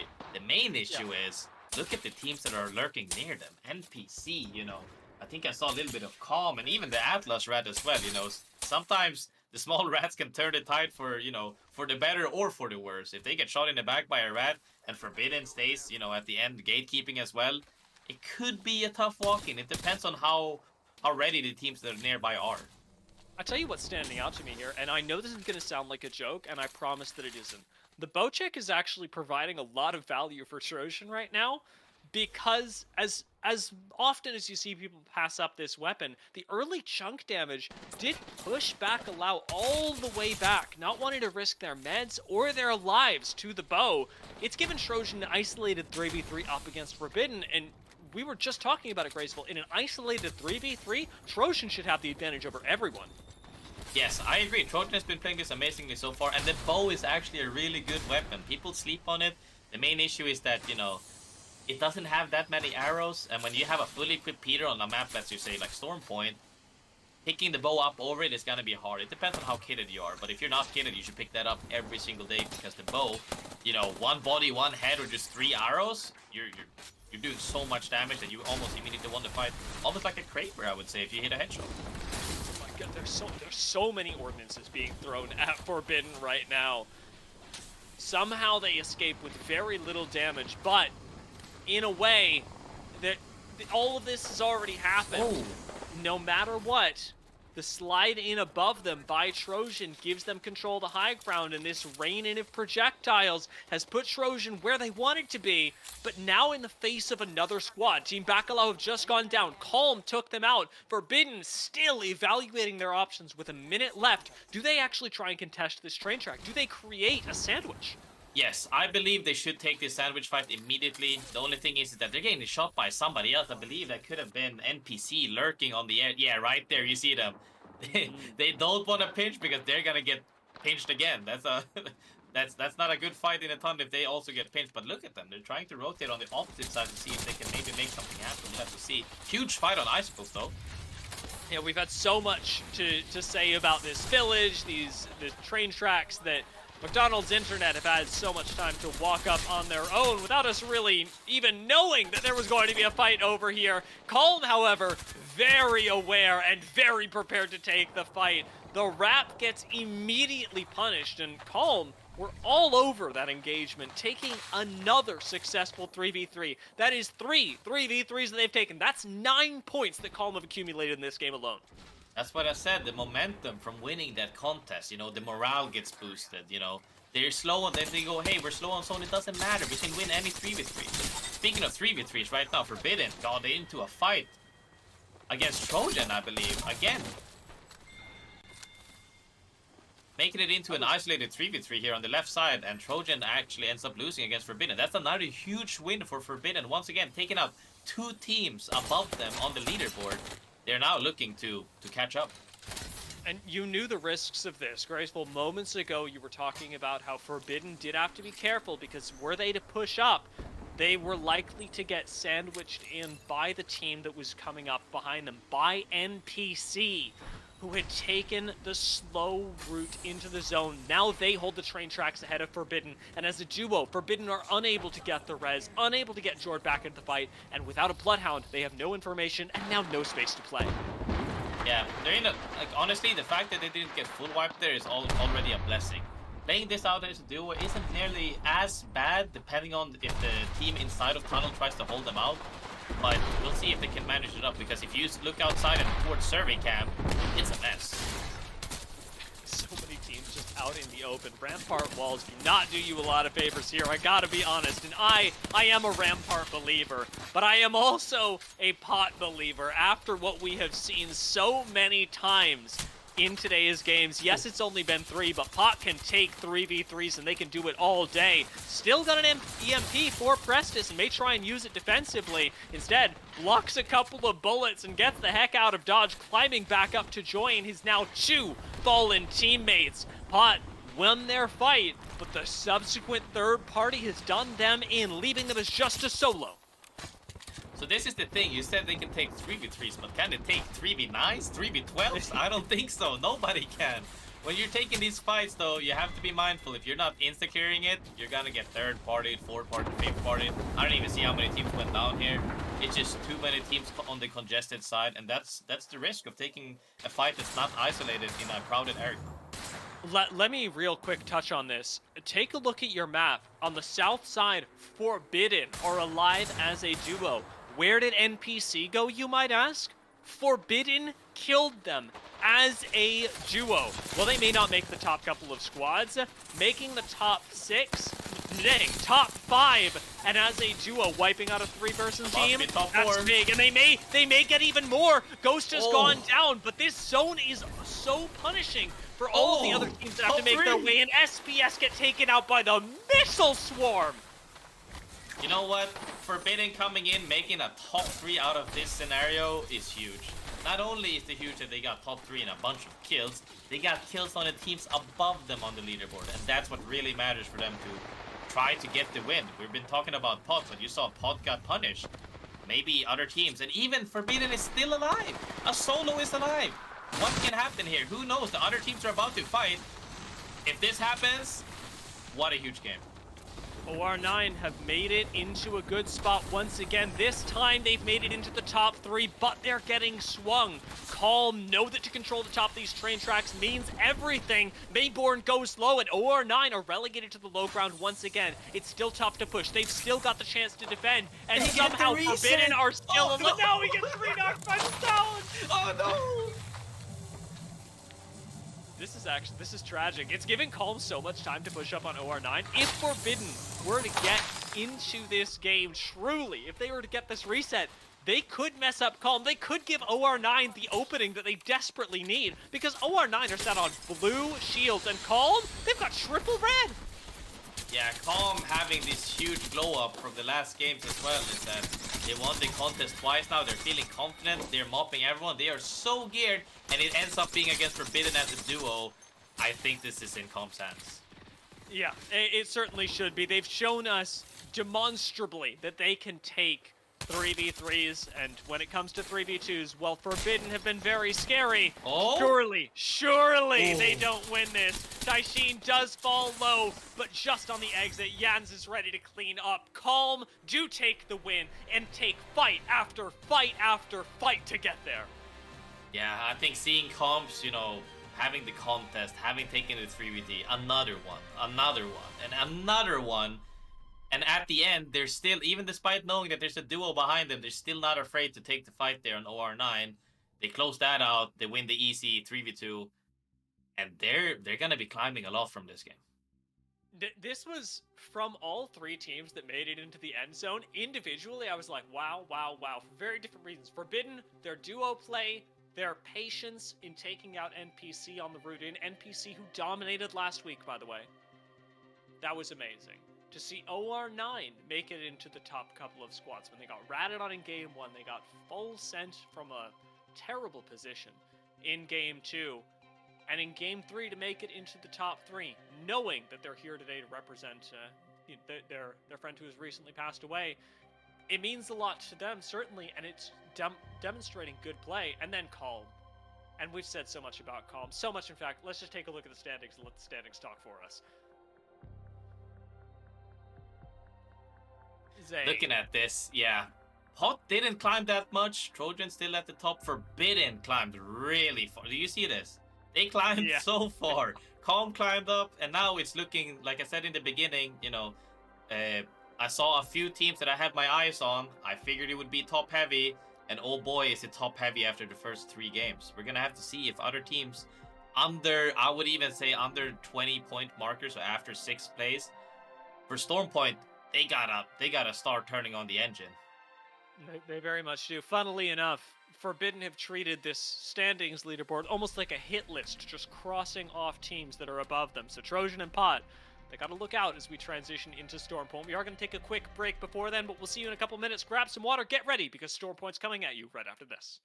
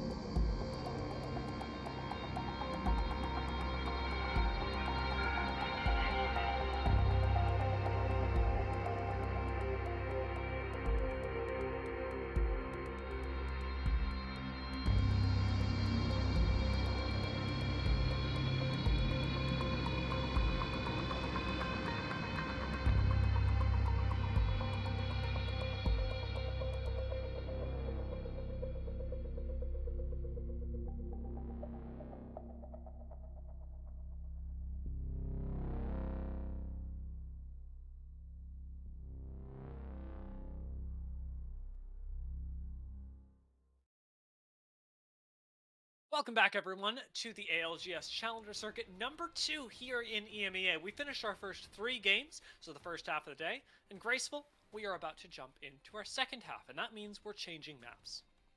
Stormpoint. Oh boy, do I like Stormpoint. And I think the main reason why I love Stormpoint is because it feels like every game is in your hands. A lot of the fights you take are, isolated because the map is so big. The outlay is very different. The only thing that is that there's not that much cover to cover.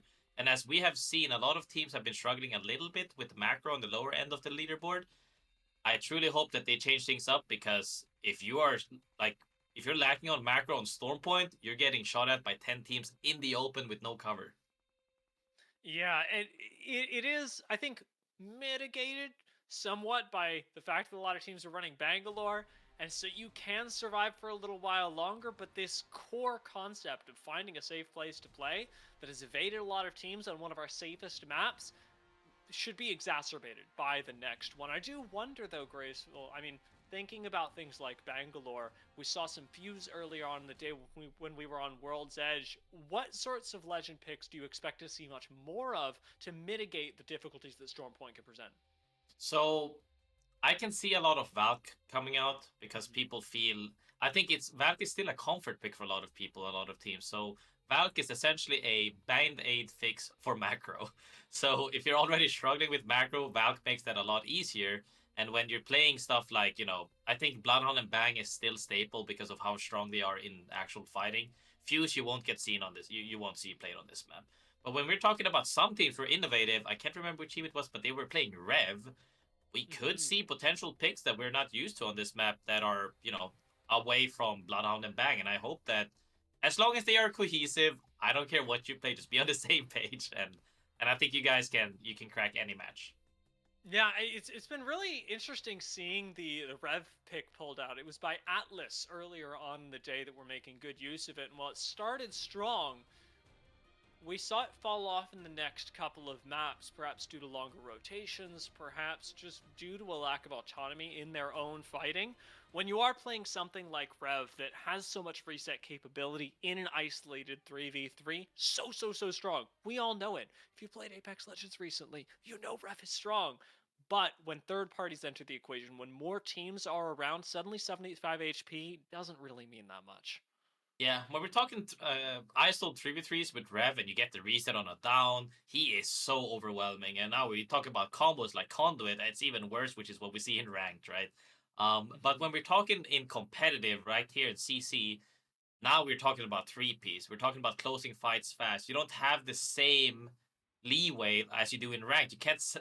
You don't have the time to set up a fight the same way, You can't say it to the Rev player, hey, jump up on the roof, wait for us to do this, 5 seconds, and then I push. No, the push has to happen simultaneously from everyone because a little bit of window, and as you could see, some fights even ended up pretty fast. They still got thirded. We're gonna see if teams are able to close out fights as fast on this map because I still believe, though, regardless of that being an open-ended map, ISO 3v3s you could find on this map. It's a great map. Yeah, very much so. And with our south to north trajectory, we are passing over pretty early on some typically contested POIs, things like Echo HQ, that in multiple regions was the focus of so many games, has early on NPC landing. And that means the NPC get the opportunity to rotate first, to loot out of a pretty good POI, and make their way into subsequent zones should they be able to find a scan. That privilege not so much allowing for teams on the high ground, or evidently teams that land at Stormcatcher that have already lost one. Huskies Esport, this was the team that was also contested on the other map, was it not? It was, and it looks like they've taken out a member of Bro. They're taking on another team for contest, and this is kind of what I mean. So it's really important for everybody to know that when we're looking at the leaderboard, it's not just as safe as saying, hey guys, these guys had a bad game. Or, hey guys, these guys are really bad on World's Edge. You have to take every factor into consideration. We're talking contest being the biggest factor, right? If you're contested, so many things change that can affect your game. And now, when we're talking about other stuff, like maybe, Beacon, we see that right now Stormcatcher in the top left corner doesn't have Beacon. Not that these guys have a Beacon character anyways, but a lot of things can actually change how you end up playing the game. But winning the contest. However, like I said about before, I think people are not misunderstanding, but I would say underrating morale. When you get that first 3v3 wipe and you get it clean the way that the Huskies esports have, I think I want to say it. I want to believe it, and they really desperately need it. I want to see a Trojan and Calm game coming out of Huskies esports. Ooh, it would be nice. The Huskies have been around for a while, so we know they've got it in them, or at least have seen it happen enough times that they should be able to replicate it. I'll tell you what I think is being seriously underrated here, Graceful, and this may be a troll take.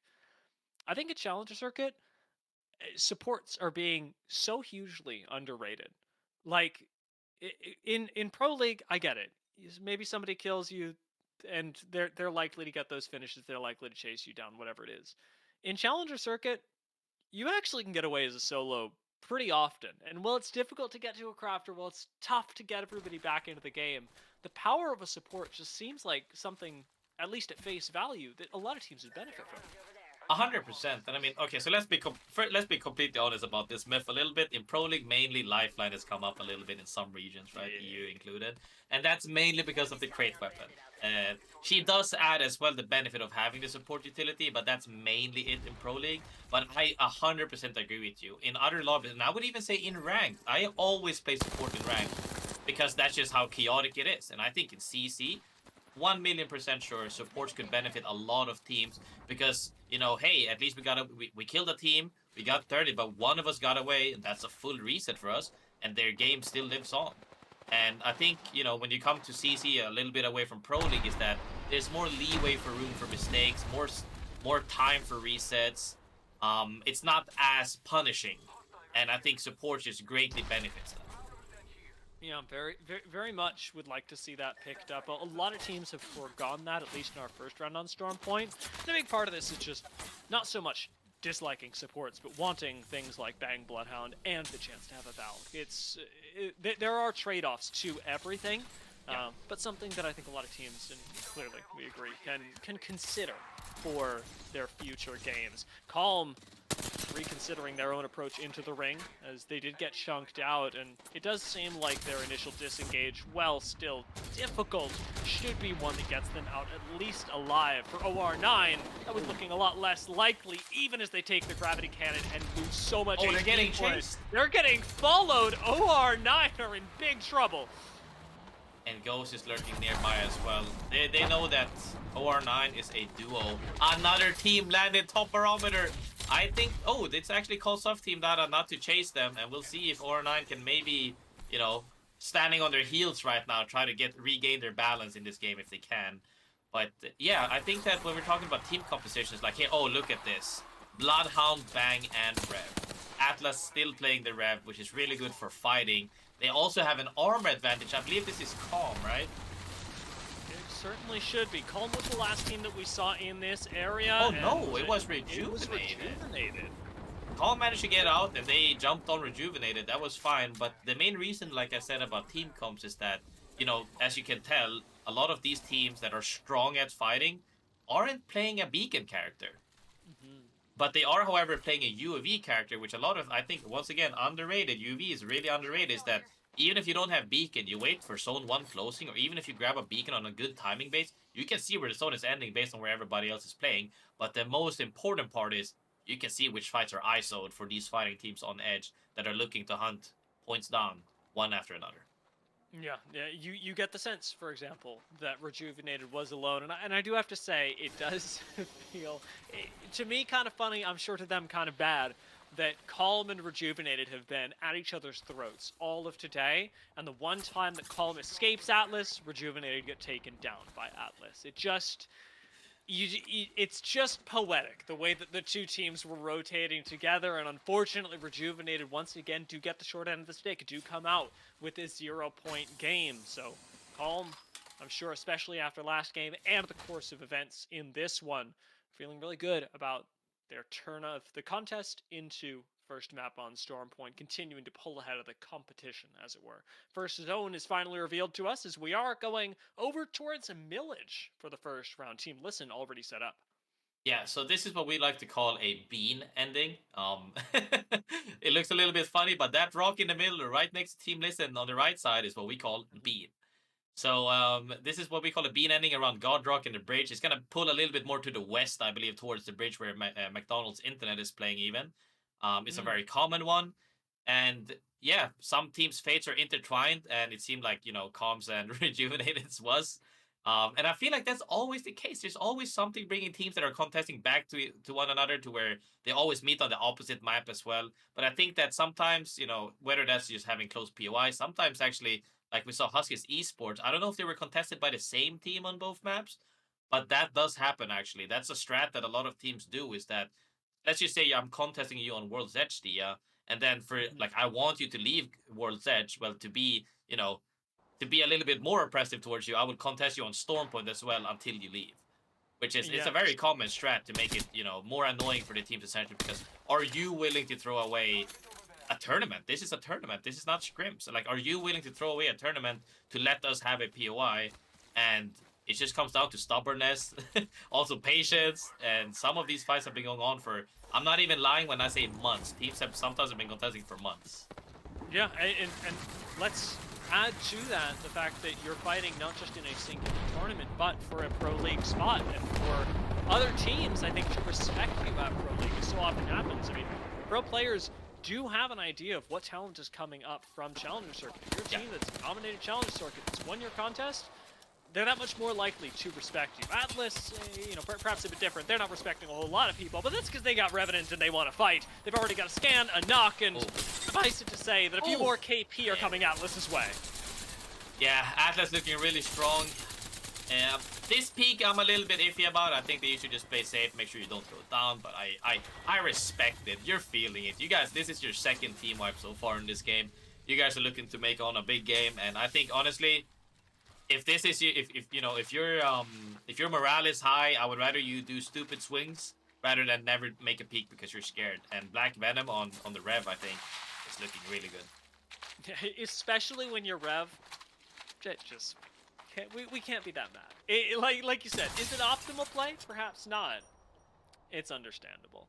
Calm. Making their own. I hesitate to call this an engagement. This is more of a battle for Evo, and it's up against Team Listen, if I'm presuming this correctly, as they are the only team that I have seen today run Rampart. Although now that we're on Stormpoint, we may have seen a few teams swap that up, perhaps taking inspiration from Team Listen's games on World's Edge. Yeah, I think that, people are now starting to, after 3 games, right? People are starting to find their groove in the lobby. Like, nerves are no longer there. They're feeling confident. Some might feel stressed if they're low down on the leaderboard, but I think people are starting to find, they're ready to take fights now. And we're already seeing it. 16 teams circled 2, and I can't remember if we had more than, we had only 1 contest on this map, I believe. And a lot of teams are already dead because people are now willing to take fights. Like, they felt out the lobby. Like, the first 3 games, they're feeling out the lobby. And teams that, are in zone or just in zone, but everybody else is just looking to fight because they're like, hey guys, we just played 3 games, and if you look at teams like Calm, Hot, Forbidden, etc., they're feeling it. They're just, hey guys, we saw what we could do. We're gonna do it again. We're fighting everything now, and I like that Atlas is looking, hungry, so to speak. Yeah, and that's something we keep returning to, Grace. Well, we've talked about teams being hungry so often because Apex Legends, like the culture of Apex Legends, is so based on that. And at the pro level, you'll hear a lot of people talk about passion quite a bit. Yeah. And that literally means, in many ways, the ability to believe in yourself and to do the work that I want to say the best version of you would do. Yes, perhaps you don't win the fight 10 out of 10 times, but believing that this time is the moment that you've built yourself up for success, that you'll win the fight, or that extra hour of VOD review is worth it to be able to create the team that wins that fight. Whatever it is, taking all of the extra steps and then risking all of that hard work in order to be able to make a game win happen, a tournament win, and eventually a championship win. Although we are pretty far off from that, that's the pathway that these teams and players are all on. Yeah, we're all on the same path towards, towards victory and lifting the trophy, essentially. And it's exactly as you say, hunger and passion. It comes down to how you put in time, essentially, because I think this is a lot of misconception about what, it's very normal when you see streamers stream for 20 hours a day playing ranked, that might be the way, you know, the pro players are streaming 20 hours a day playing ranked, that might be the way to be a pro. But like what they don't see a lot of the time is the time put in off stream, right? Where, like you said, you're VOD reviewing, you're scrimming if you're not streaming scrims, maybe even, you know, R5 or firing range, and you're doing a bunch of other stuff to just keep mechanics up, right? And that hunger to later on convert it in game, outside, like, you know, from all these factors, to convert it in game to making sure that you're reliably comfortable in every lobby and you're confident in your calls. That's what makes these teams stand out. You know, they're not scared to take these decisions. If we die, we won't review it. But we have to make this now, because if we hesitate, the window might be gone. And you can see some teams are not hesitating at all, and they're popping off. Even gunslingers right now, who, albeit, do not have time for hesitation, are pulling the trigger on this rotation. Disruptor Alternator does really hurt, but through the smoke, still difficult to see. Ghost, the last member left, is taken down, but still, squads lie ahead of the gunslingers and are expending ultimates to clean gunslingers out of their backs. This is such a quick full send that we have no time to respond. Gunslingers are caught out in the open with the team they being clean so Deadfish. hyper-aggressive. Deadfish do go down, but Gunslingers, after having won that, can they even recover from the delay? Yeah, this is a... So this is what I mean by sometimes, you know, unfortunate things happen. They were chasing a rat, they got the rat, immediately got full sent by the team through the choke, and now they get cleaned up by spellcasters on the edge. When we're talking about Stormpoint, like I said, a lot of the games feel in your hand because the map is so big and you can decide which fights you want to take. However, people forget that when there's too many edge teams, edge no longer is safe. There was, if we looked at the map from before, I think I saw almost 9 teams on edge and only like 4 or 5 teams in zone. Like, we're talking 9 potential 3-piece essentially if they're on your side of the game. One of the awkward things about Apex Legends that, even at the highest level, takes a lot of teams down, is just when you become another team's best option.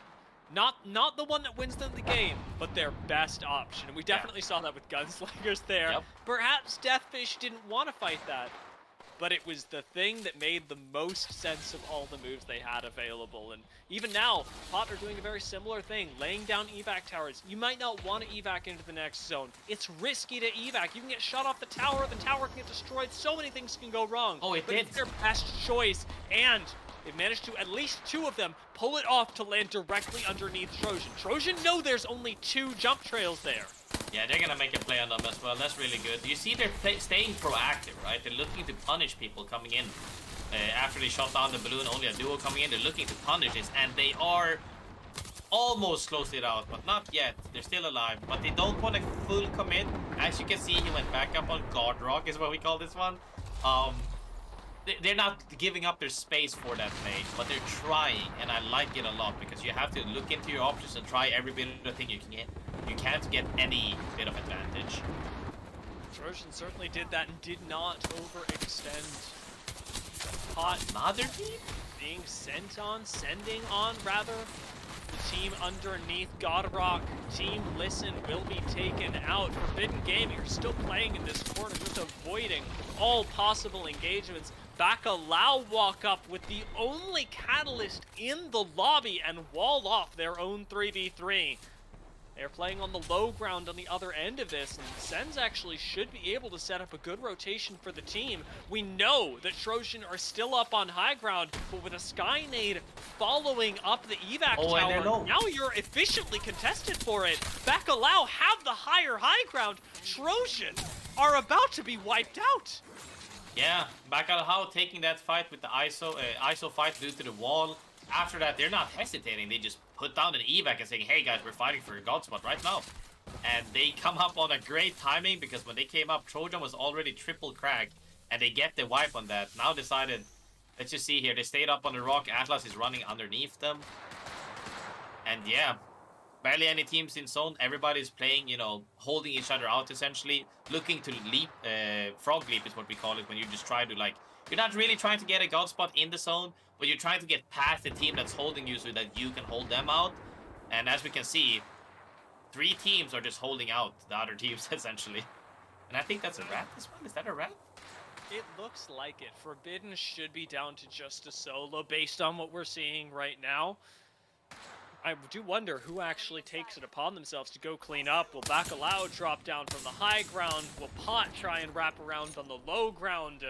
Does look like, as I ask the questions, they are answered. Pot, do you take out the singular last member of Forbidden Gaming? But Bacalao get beamed from the low ground. It's SPS that knock ESK. Now, the reset Oh, and a nearly cushion on it. impossible. Atlas immediately Wow. send on that.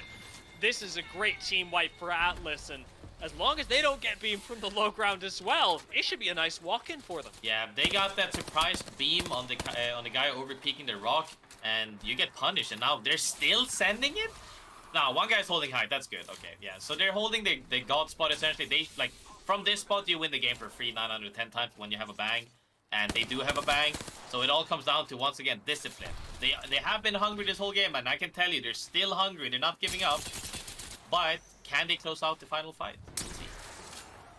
Algs Internet did get a little bit greedy, looking for the res as a duo. It's difficult, but it's what they had as SPS now take the final 3v3 up against Atlas. Black Venom takes the high ground again. Remember, Black Venom does not have Reforged Shadows for this fight, just used it in the last engagement. So revs, extra shielding, extra HP, non-existent. And when going up against a Rampart, you need it. You swing into a wall, and you're gonna wish you had the extra 75. Yeah, it's definitely rough if they let this go, but looking at where the zone is ending, it's actually in between them. I don't know if the team on the west, that rock is in the longest, I believe, so it comes down to Atlas being more proactive, because if it, like you said, if it goes to wall fights, I think the Rampart team can win this. Black Venom drops down to the low ground, looking for an aggressive flank, going to be joined by Zuni. With scans still being thrown in from above, Black Venom takes the swing around these crates. Hasn't spotted anybody just yet. Do you get hit by the bangle? No, Black Venom isn't going to be spotted.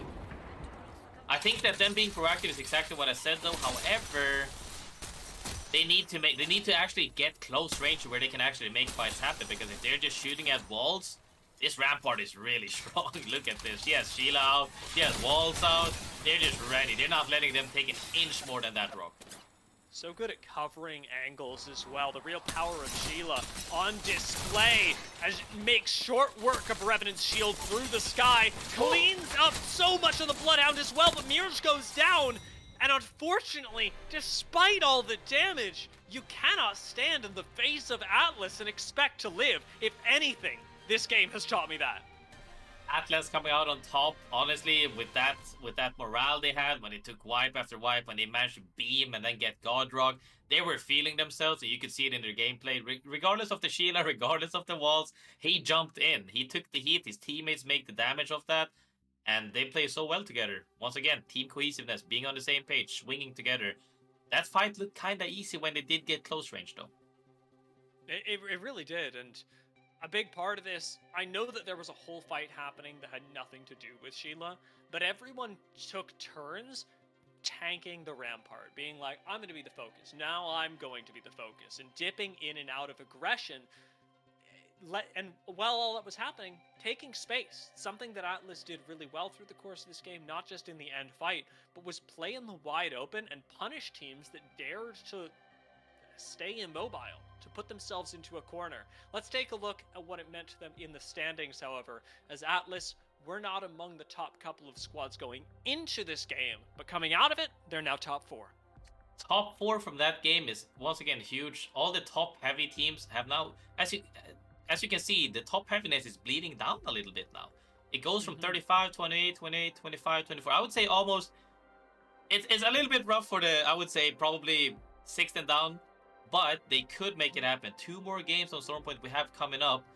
Can they reach up to the level of Forbidden, Trojan, Pot, and now Atlas taking a spot at the top as well? We'll have to see.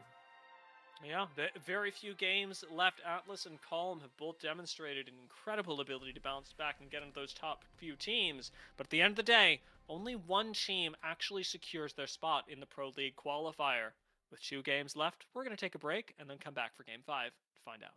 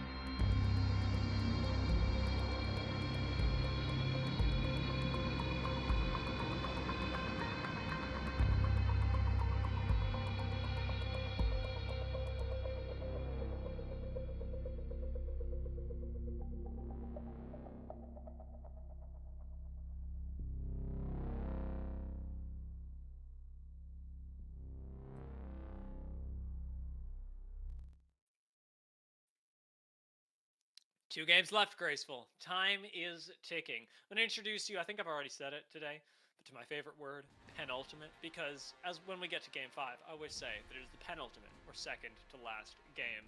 It's kind of a ritual, and so I'm going to keep doing it. And that means, well, that things start to get a little more chaotic, because games 1 through 3, people are figuring things out.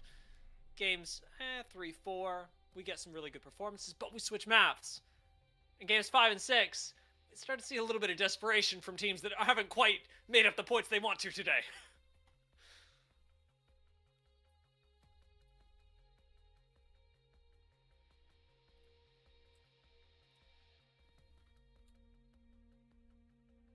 While we wait for Graceful's mic to kick in real quick, I do want to bring up the leaderboards as well, because I'm sure that we've got a lot to talk about there. We'll start that out, and as we do, it does appear that teams like we were mentioning earlier, teams like NPC is a big example who dominated CCE1, may still be looking for their shot at the top, as distant as it may be. Graceful? Yes.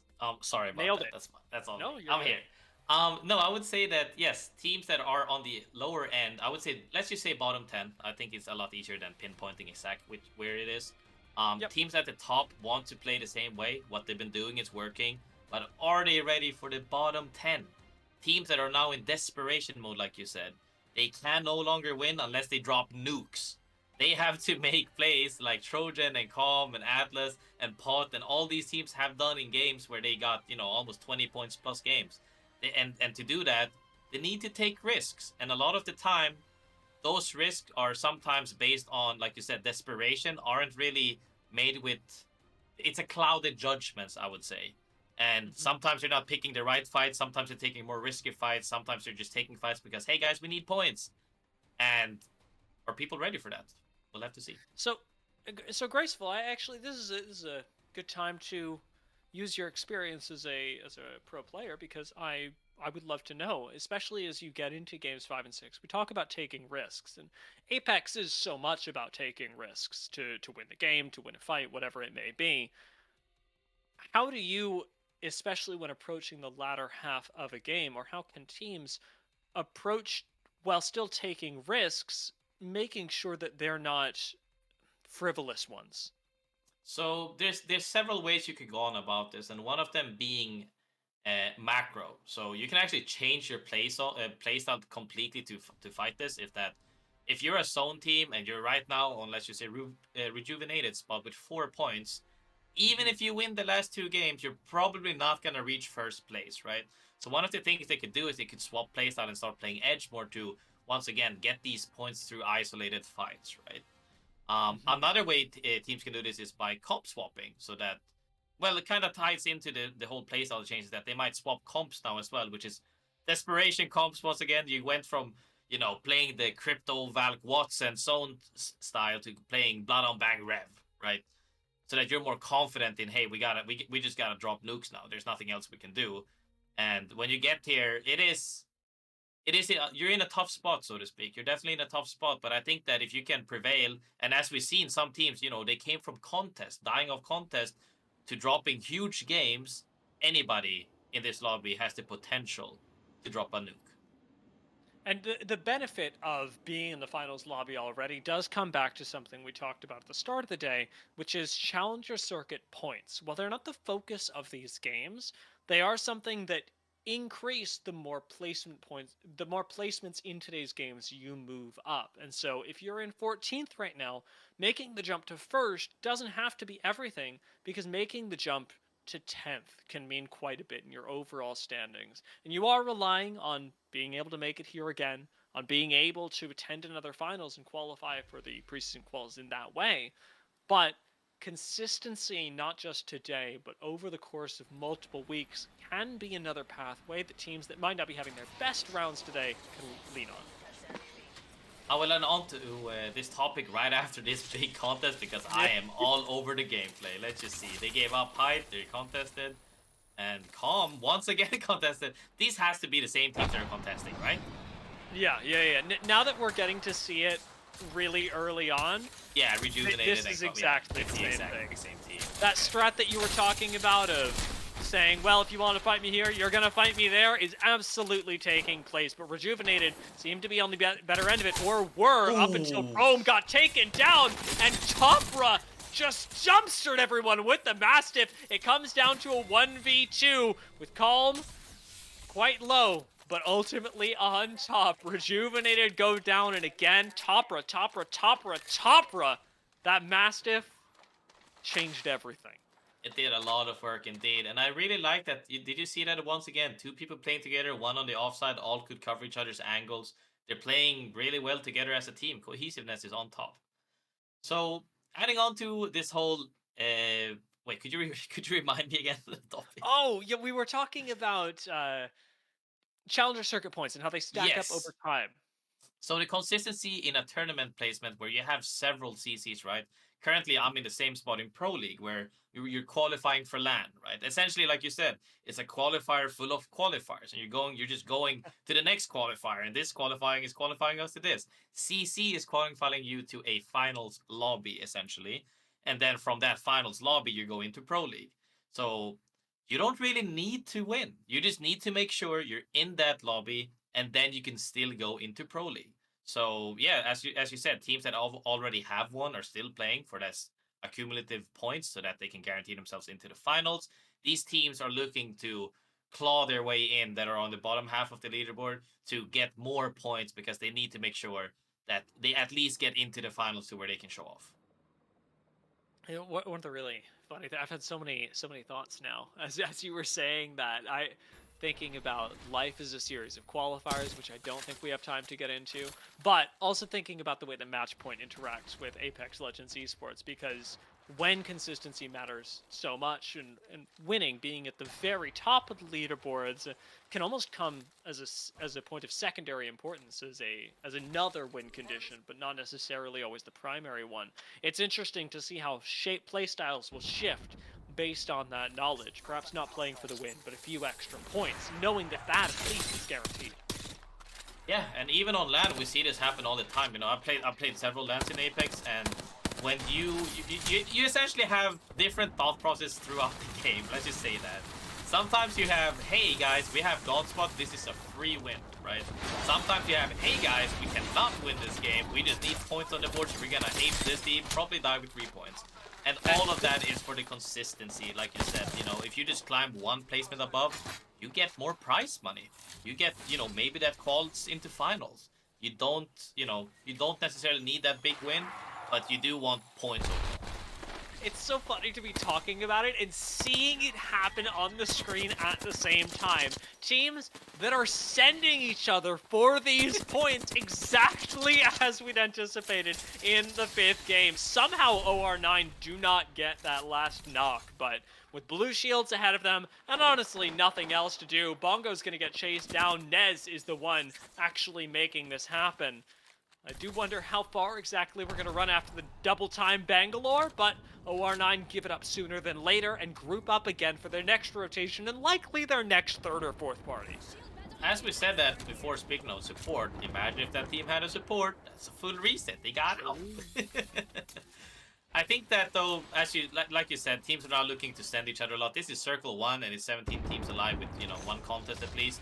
And what that ends up doing as well is that it opens up for zone teams a lot more. Like, we barely see any teams, you know, in the zone maybe. I think we've seen a few only. And more teams are on edge, becomes riskier. Less teams in zone becomes kind of free and they just get to hold everybody out. But are they ready, like we said, for the apocalypse, zombie surge, the zombie rush? Everybody's gonna look to get kills, regardless if you're in God spot or not. They want those points. I think NPC's evac tower does a good job of avoiding that. They know there are a couple teams in Barometer. Looking at them this way, with evac towers especially off of height, you get the chance to scout what's going on ahead of you. And they do spot Ghost on a rotation to cut them off. So NPC will be the ones that take a bit of a chill pill for now. Reset, reconsider their approach for later.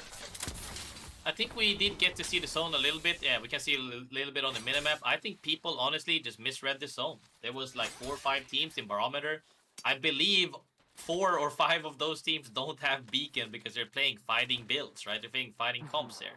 They're not playing with a Beacon character. They're just playing, and that zone looked like it could have been a Barometer, but I believe we're looking that it's pulling a little bit upwards, looking from that minimap a little bit ago.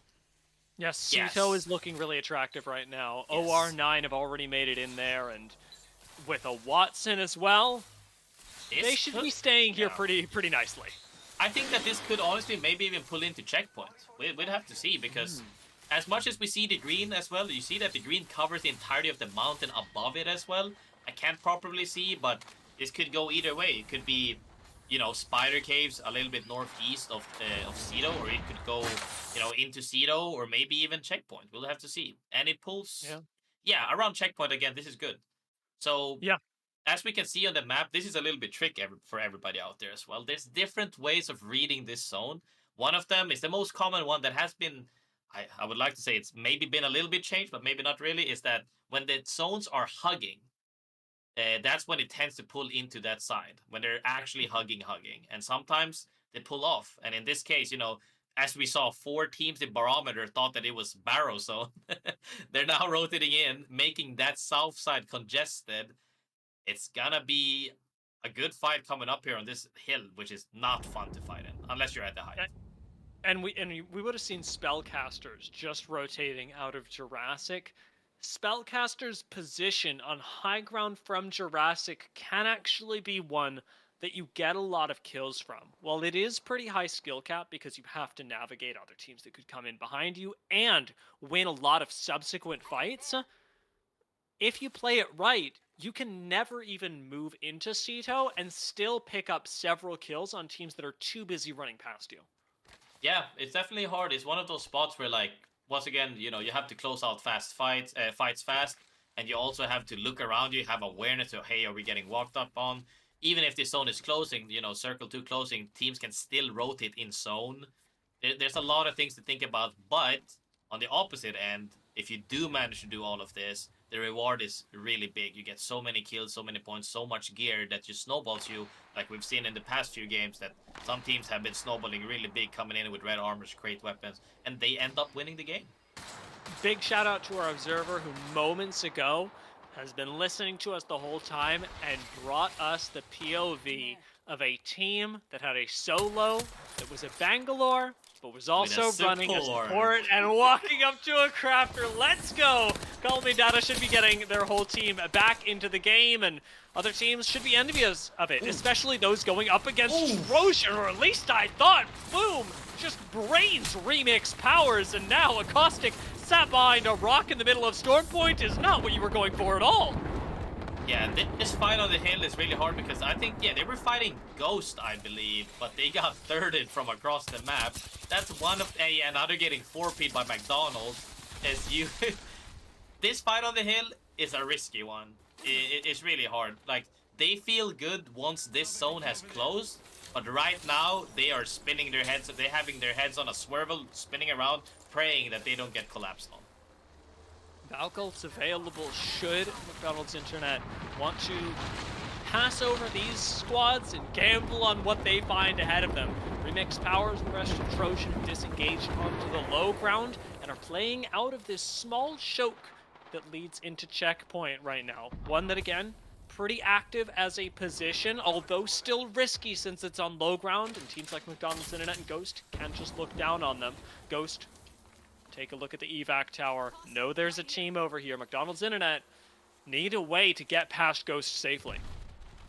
Yeah, right now they're just holding out the zone, praying that, you know, they will actually get help depending on where the McDonald's team rotates. If they go the inside side, it's the ISO 3v3. If they go on the outside, which is really risky, like you see right there from Spider Kids, they get shot by everyone. Even Ghost gets almost taken out. Team Listener contributing to everything right now. Plume has just been laying in with the Sentinel. It almost ended Trojan's game, and same thing almost happens to Ghost with Bren very, very low. A small rock is allowed to stay in. McDonald's Internet trapped behind it are getting pushed up on by Trojan, who did not take kindly to the third party earlier, and the Thermite now does a lot of work, but Attenum plays alone. McDonald's Internet do go down, but can you get Attenum back into the game? Ghost looking also to join in on that, but I believe the Sentinel has been doing so much work this game. Plume has been just mopping everyone. They even get, Trojan gets a reset here, luckily, because Ghost just got shot that much by Team Listen, I believe. And Yeah, it's... I think that, though, this fight was a little bit risky from Trojan, because now, you know, they could have easily lost that, but a team is happening behind them as well in the show. Quickly, quite low on Rampart. Milch isn't able to stabilize in time. Jens gets to push on forward, knowing that they have a numbers advantage, and Calm take this game into their hands. They've still got plenty of opportunity to clean up these kills. Topra finds another. They won their contest. They're taking out another team. The finish going to come in momentarily. And we know what that means, Graceful. We've seen Calm do this before. They have snowballed indeed, and I believe one of the members of COM is going for a crate weapon as well. If this ends up being a wingman, it's gonna be scary. But before they get to snowball off the game now, they are actually in between two teams. They have to either fight Trojan or they have to fight Bacalhau. There is an evac / Valve play here that you can get over the mountain, so they could vie for that. But that's a risky one, so I would like to see here what happens. Are they gonna take the fight? Or are they gonna, you know, we're gonna fly over the mountain? Let's see. Well, we're already seeing just how dangerous taking an evac into Ring can be. King just does not get to play Apex Legends, and Bongo isn't going to get to either. Yeah. It is really rough. This evac play, that's kind of like an RNG depending on, you know, how many teams are playing and how much space they're playing. And then, you know, you're just trying to survive. Not counting the fact that you could almost die already going up the zip, you know, it's a risk. It's a risk. In a way, evac towers, Valkults, they're basically all just ways of finding out if the grass really is greener on the other side. And sometimes it isn't. Should Column choose to take the risk? They're going to find out whether they'd rather fight Trojan or 4 teams at once, whatever it may be. Trojan, for their part, I think wishing they had a little bit of an easier walk-in, but they got denied it earlier, have made good use. Taken out a lot of teams, played gatekeeper to any squads coming from checkpoint, and now have to fight Ghost again, but OR9 are empowered to move out and to poke at this ongoing 3v3. Yeah, OR9 has been doing a ton of damage to everybody that's trying to rotate in. But you also have to keep in mind that they're not in the next zone. They're gonna, hopefully they have a spot already planned out where they want to go. Or are they looking to join in on the fight on the edge to grab more kills? And then, you know, whatever happens, happens.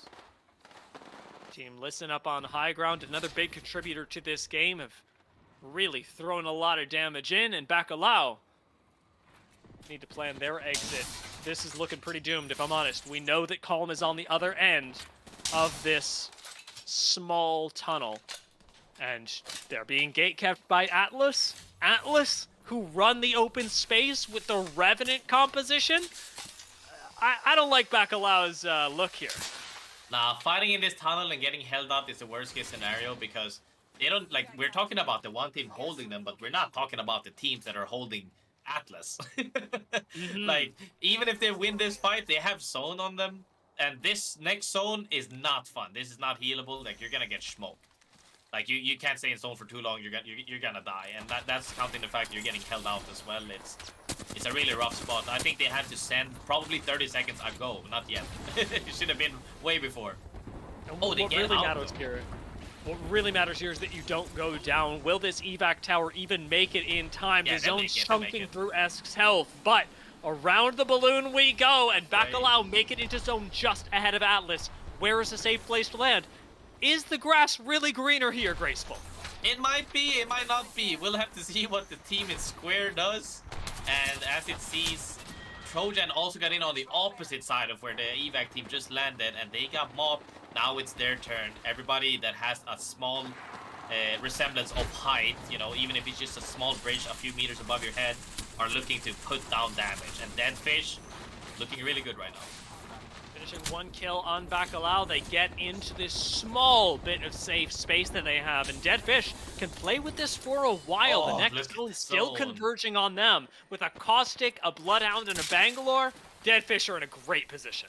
Deadfish is looking to win this game from here. The real question is, can they hold off everybody else from, you know, sending them? I believe so. They have Caustic. I believe in the Stinker. The big Stinker! Nah. He's legendary for a reason, and there are so many teams running him because he's so powerful right now. See what becomes of them as Atlas make their own push in. This looks good as Tryhard Thor does find the first knock onto Ozus, but Atlas still have several teams to chew through. Or, if you're looking at it from the positive angle, several more Oh. kills they can collect. And he picked up a wingman. Atlas is looking really good and disciplined right now because they are actually... Like, did you see that they downed 2 people and they still didn't push? That's discipline. Make sure we're healthy, guys. I'm looting. Hey, guys, I just found a wingman. As long as they hold hands and play together, they're looking to do a ton of work and maybe even a big game once again from Atlas coming in. Biggest threat is Forbidden right ahead. Caustic Gas on the inside, and of course, Black Venom is flanking on the outside, putting in chip damage, but unable to actually find an opener with the way that these doors are locked. There's no clean way in for Atlas, and they may be forced to play outside the building that Forbidden are holding the innards of. Yep. Caustic putting in work again with the gas placement, with the space holding, with taking space. Caustic does it all, and right now, 4 cents under the bridge with 600 death boxes is trying to stay alive. Somehow, some way, Team Bacalao has made it alive. It looked improbable, but it's happening. Pot, also a solo, somehow still alive, but as Taskmaster and Ozus drop back in, everything changes. Red Shields have re-entered the game, and right next to Forbidden, it's time for Task and Ozus to fight. Yeah, coming out of the drop shit and straight into the war, it's a little bit rough because now, even though they had red armors, they don't have attachments on their weapons, they don't really have any heals, and they're in between 4 teams. They get mobbed immediately. It is a rough situation, but you know what? I respect the rest. That was pretty brutal. I've seen few things more just disheartening than watching a whole team drop in and get beamed in the middle of everyone. But it means more KP for the teams around them. Teams like Forbidden that got to participate in that, and teams like Calm, who up on the high ground have taken over Listen's spot from previously. So we looked at Deadfist positioning first, where they should have won the game. However, that's not where the final zone ends. It honestly ends a little bit more towards Forbidden and Atlas.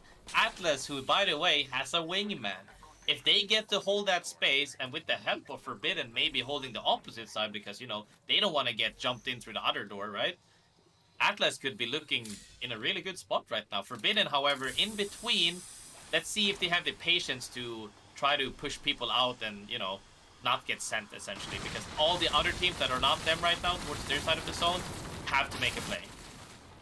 If I'm not mistaken, and I could be, NPC might have been one of our teams running the Catalyst. If there's a Catalyst in this endgame, I mean, this is a picture-perfect Cat endgame. To cut off lines of sight in the open ground, a team like Deadfish could really use another Catalyst wall like that. Forbidden do swing out, swinging into the Rev as we talked about earlier. It's a difficult fight, a near impossible one as I just Forbidden wanted to goes down, say but it there- prompts the third party. Oh. Did you see the Rev ultimate reset twice?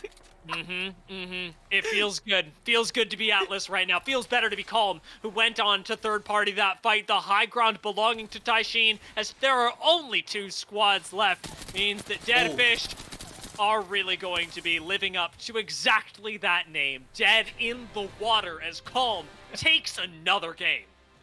Dead fish indeed is what happens when you get mopped immediately. And as you can see here, they were playing so confidently. They were playing on top of the height. Everybody else was forced to fight. They just came in for the quick 3P on Atlas and then immediately staying proactive. I don't know how much damage they put on Deadfish before they made for that Valk play, but Valk play flew over and they just collapsed on them. That was not, I wouldn't even say that was a fight for them. That was just so clean. Textbook play. Yeah, it was honestly once the dominoes start to fall, it's the way you naturally see that end game going. Because whether it's NPC or Deadfish on the other side playing the bridge, it's going to be a squad that's just taken a 3v3 that is extraordinarily weak. And we saw that how even a squad like Atlas, who did get a double rev reset, even after that, they're still weak. They're still third partyable by Calm, and that's the danger of being these teams that are in positions where you do have to fight or where you just happen to take one. I do want to take a look at the standings though, because all of our top 5 teams did extraordinarily well, and I really liked seeing that odd end game play out. Calm, however, Wow. take a lead 62 points. That is surmountable but tough. Yeah, Calm has made a climb indeed, but we can't, the consistency of Pot is definitely there. They've been leading this whole tournament for the longest of time, but now Calm actually overtook them. But we have to look at the other teams, Forbidden, Atlas, even Deadfish climbed a lot this game, and Trojan. All of them are actually, it's still winnable. Like, as much as I say it's winnable. 12 points placement for the win, not counting kills. They're all in range of winning this tournament. This last game is gonna be really good. However, on the opposite side of things, when we see points below 10, when we see points, I would even say in the 20s in this case, they have to make big plays right now and make points, because now they're no longer fighting for the win of the tournament. They are, as you said before, fighting for the accumulative points over all of the tournaments. Yeah, even Pot, who won our first game of the day, now arguably has to clinch another to push themselves into first place, to take down the Titans that are Calm, that have already won 2 of our 6 games. We'll take a short break, and I mean it, it'll be short, because in just a few minutes we come back with the final game of Challenger Circuit number 2.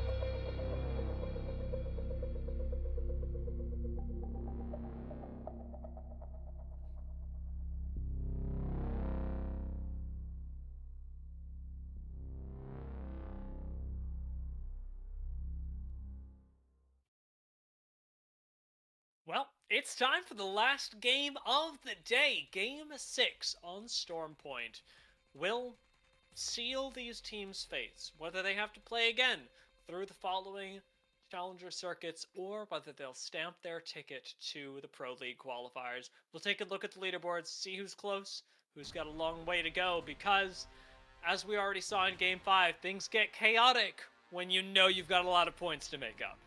When you have nothing to win, desperation comes out, you're starting to throw Hail Marys. Hail Marys indeed. But the one thing that comes up above all of that, discipline, consistency, and team cohesiveness, a few of these teams are looking to take this home. They can definitely win this whole thing. They can, and it's interesting to see that teams like Calm, Pot, Trojan, Forbidden, Atlas, everybody's in the conversation, especially in the top 5, where it's arguable that you make it in. When then, take a look at NPC in 9th. NPC have an interesting story here because they dominated Challenger Circuit number 1. They had more than 100 points on the day, and they've taken a back seat here. And there are a lot of reasons that this can happen, but don't forget to watch NPC, because though we're not talking about them as a big top contender, they are a team that's already won. They're already qualified. They can now take the chance to experiment with the new season, try out a few different strategies, work on fishing out what's going on with these other squads so that they're better prepared for the Pro League quals. Yeah, and I've said it before as well, and I'll say it again. There's not that much practice you can do that actually is equal to tournament practice, And when you have these qualifiers right now, that's where you get to practice. So what you said, they're safe. Now they get time to, practice the game. What can we try? Are we trying new comps, maybe new macro? Let's see what the other teams does so we can get ready for the qualifier. And even though, they're not in contention to win this game, like you said, practice for the qualifiers. You guys are already safe. Just make sure you guys are staying hot for when it happens. Last game in, we are seeing NPC pick up the fated Conduit Revenant. So many people have talked about this. We've seen it a lot in our own ranked games. I'm sure, Graceful, I don't want to speak for you, but Indeed. am I right? You are indeed right. Okay, good. I'm glad it's not just me, because if it were only me, this would be a circle of hell.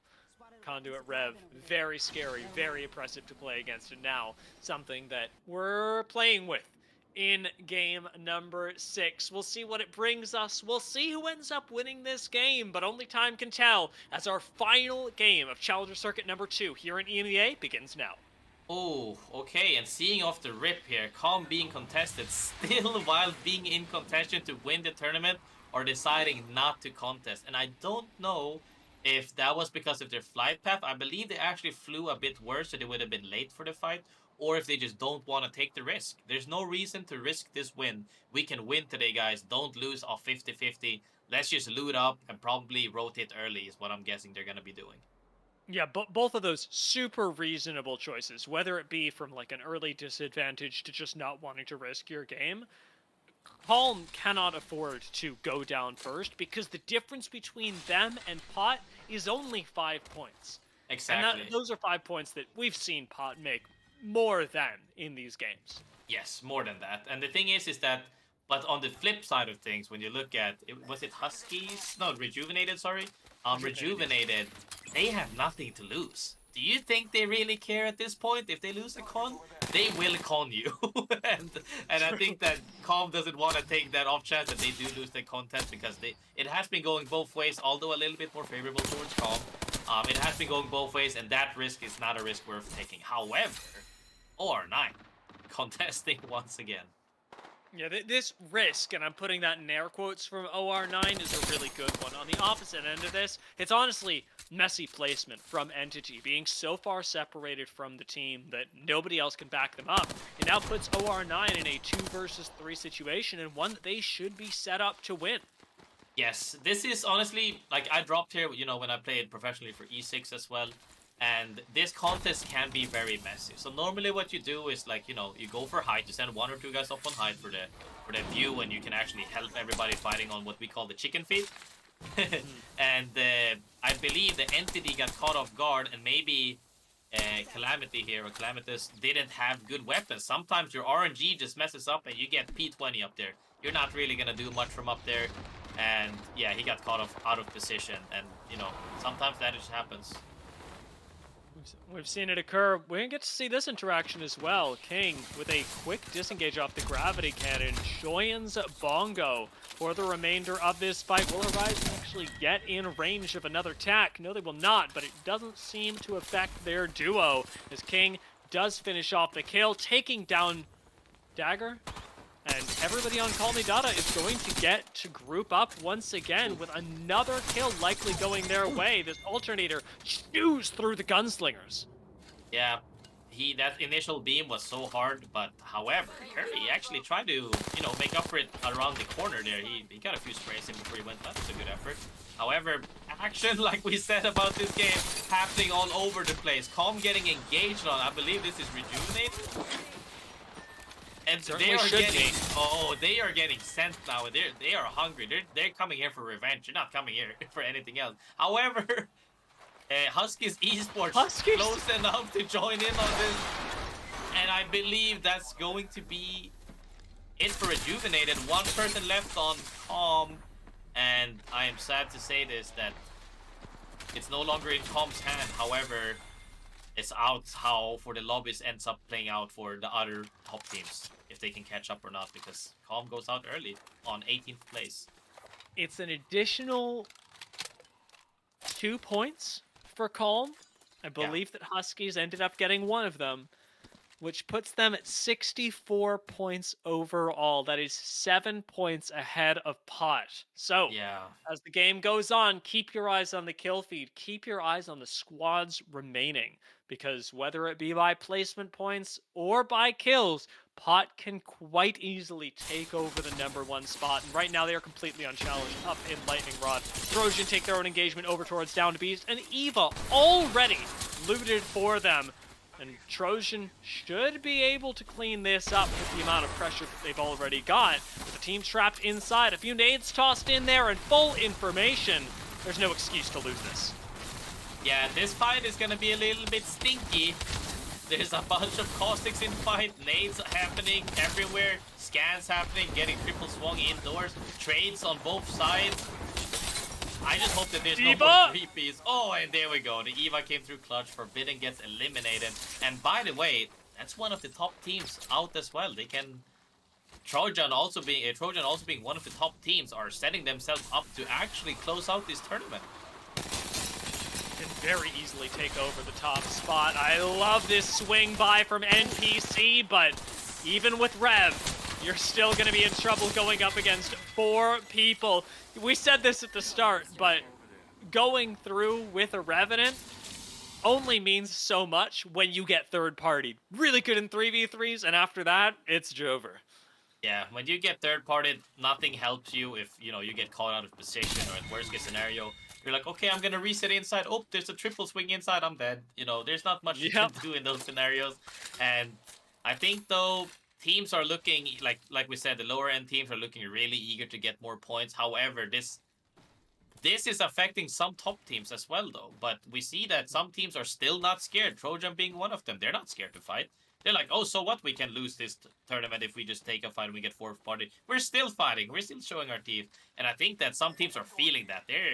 Trojan is engaging on everyone, but nobody's engaging on Trojan, actually. Yeah, I mean, I'm really appreciating the attitude that Trojan bring to this, because as scary as it can be to get into a final game, being able to not change your style and see how powerful it actually is in the face of other teams that are shifting up theirs to try and get additional points is a really nice way of evaluating the objective power of how you're playing, and not just how you're playing, but how polished it is. Yeah, and as we talked about before, discipline. That's all comes down to, like, hey guys, this is working. I don't care if this is the last game. We played well today. Let's just go off with a bang for the last game. And they're sticking to their guns, and it's working. Ghost rotate in through the scene of the crime last game, where Trojan disengaged to, then ultimately coming back to finish off Ghost. Bro, look at this from above, but with Lagoa already chunked themselves, not a whole lot of great escapes for behind this rock, and it's a nice preemptive Bangalore roll. See if they can buy at least a little bit of space to get away from Ghost. as we see the fight happen though, yeah, that's a good relocate from them repositioning back towards, because if they stayed there, they were getting collapsed on. And they, you know, acknowledged that and they repositioned further back to now where they can't get collapsed on. But I think we saw something on the edge there as well. Could other teams be working their way in to maybe join in on this fight? We'll have to see. It's Apex Legends, and I am absolutely certain we've got some other teams in the area. While Ghost continue this chase down, however, a gravity cannon will be the thing that gets you out to safety, at least for now. Not going to happen in the air, but we got pretty darn close, and Ghost are unlikely to chase this because taking the gravity cannon for kills, that's a little too greedy even for them. Yeah, that gravity cannon actually, they didn't commit to that. I believe maybe they saw Dada come in late, but if they committed on that, that would have been really messy. So that was good from them to acknowledge that, hey, we tried to catch them, we couldn't catch them, we're not going to focus on the objective. However, Tommy Dada here on the edge, fully geared, Rev ult ready, triple purple. They are on the hunt for any team that they find on the edge because they just wanna take a fight.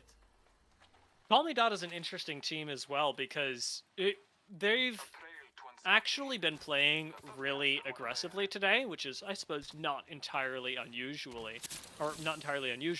but they've actually got Horizon on their team, and Horizon's already been in Pro League. Is one of the players, much like Taskmaster, that people look at and go, oh, that's actually a very scary person. Well, Taskmaster perhaps has a few more accolades to the name, having played on Fire Reavers. Call Me Dada played on Passion, played with Matafe on Guild a long time ago, has a lot of Pro League experience. It's no wonder that they're getting aggressive.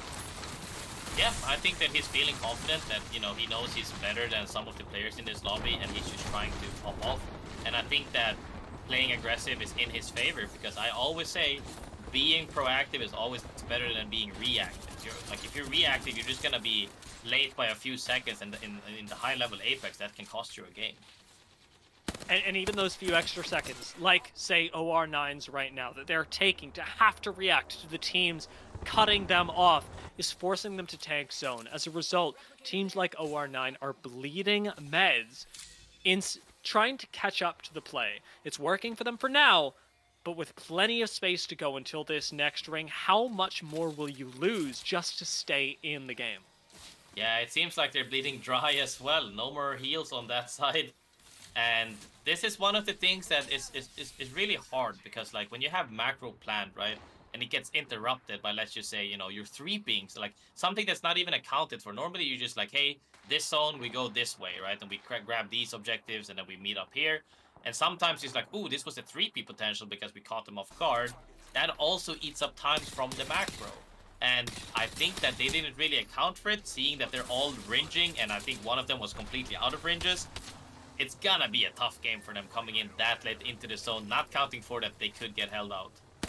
And the opposite is true for Trojan, who, as we said, stick to their game plan, but also have a zone that pulled almost right next door to them, landing over in Down Beast.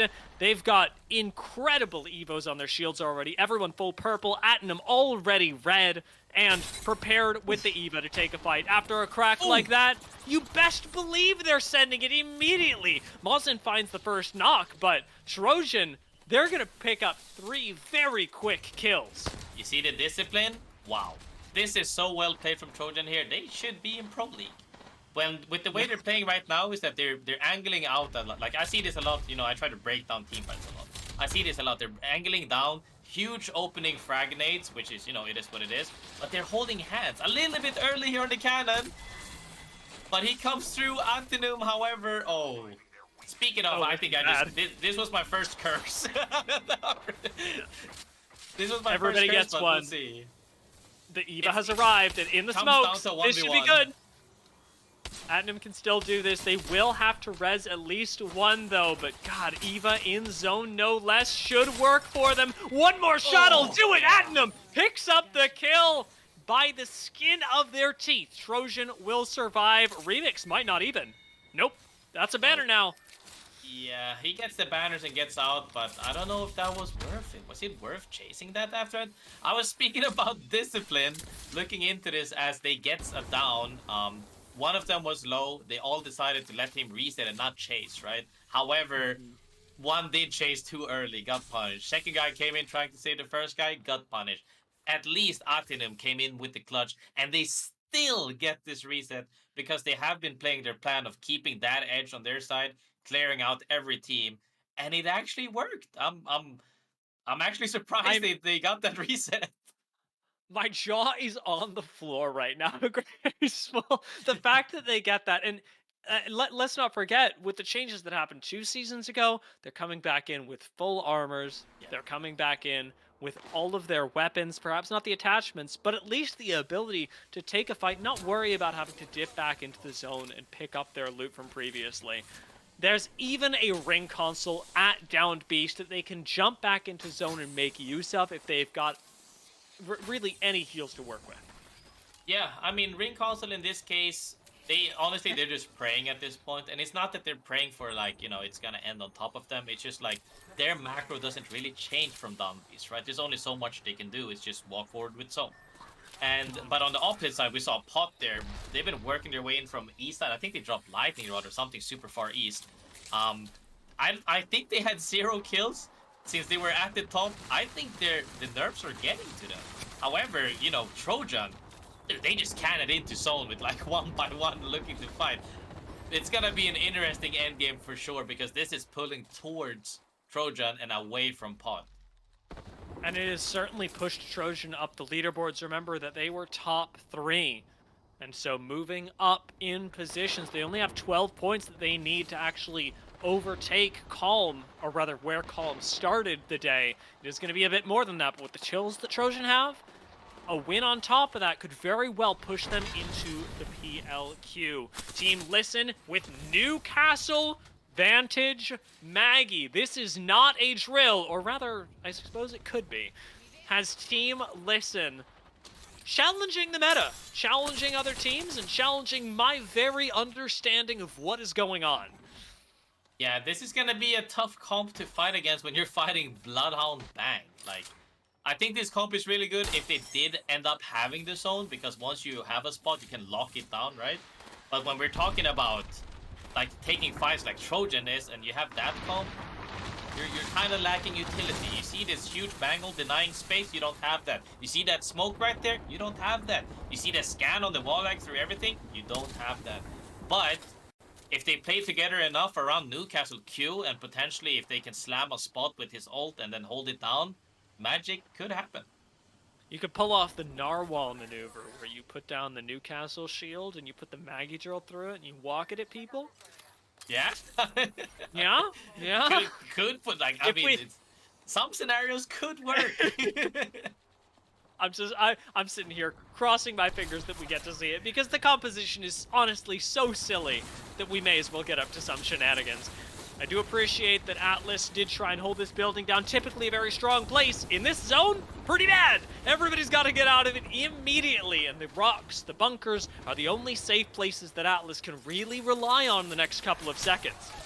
Yeah, you have to play in the pit or crevices here, and there's already a team there. There's a team in the rock in front, team on the left, team inside. There's nothing else they can do except get wiped there. That's a rough spot. But these are the scenarios where you have to, you have to play for points. In this case, you go, hey guys, we're probably dead. We need to wipe this team underneath us, and that's it. However, they were hesitating a little bit and got punished by everything instead. On the flip side of things, Trojan is still hunting with that Eva. This Eva is going huge. He's getting kills. He smoked himself off, and he's just popping off right there. And he's not getting punished because they're holding about a solid percentage of 25% of the zone. They're just holding it down. Yeah, what if that had gone wrong, we would have looked at that and gone, this is a strategic misplay. Atnum should be 1v3ing. But because it works, they're gods. They're untouchable in this corner of the zone. It's wild that Trojan were just able to pull that off, and I cannot wait to see Atnum's stats at the end of the day, because the amount of damage and pressure that Atnum has been able to lay down has single-handedly put Trojan in a position, perhaps not single-handedly, the team has been doing really well, but has definitely significantly contributed to the fact that Trojan are in a spot where they could win this game and take the Pro League qualification spot. So now we come down to the last endgame circle where Trojan just has to push every other team away from them. And they have the utilities with Bangholt and Smoke and Houndle. If they can hold this down, they could truly win this game and this whole tournament. But on the opposite side, Hot as well has to make a play because they're not safe in here. So if they manage to push the other teams in the opposite direction, this could go either way. These kills mean a lot for Pot. There are already 6 of them on this roster, and that's more than enough to push Pot over the line, over where Calm started the day and even ended with their multiple kills. Crypto ult defensively gets ripped out in zone as McDonald's Internet are getting pushed up against SPS. Pot, take a moment.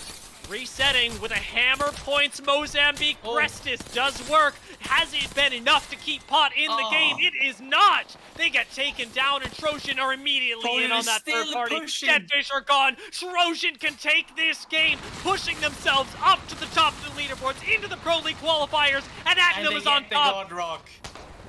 Kraber in hand. This is an absolutely disgusting let-out. Kraber into an Eva. One shot is all it takes to clinch this game for Trojan, and Atnum drops down knowing that they've got this one in the bag. Digi on the Eva lets him see through the smokes, and the pressure is constant. Trojan, do not let up. Like the horse, they should fell this team. Atnum again swinging onto 2 members, takes down one, and clinches it for Trojan as they take their spot into the Pro League quals.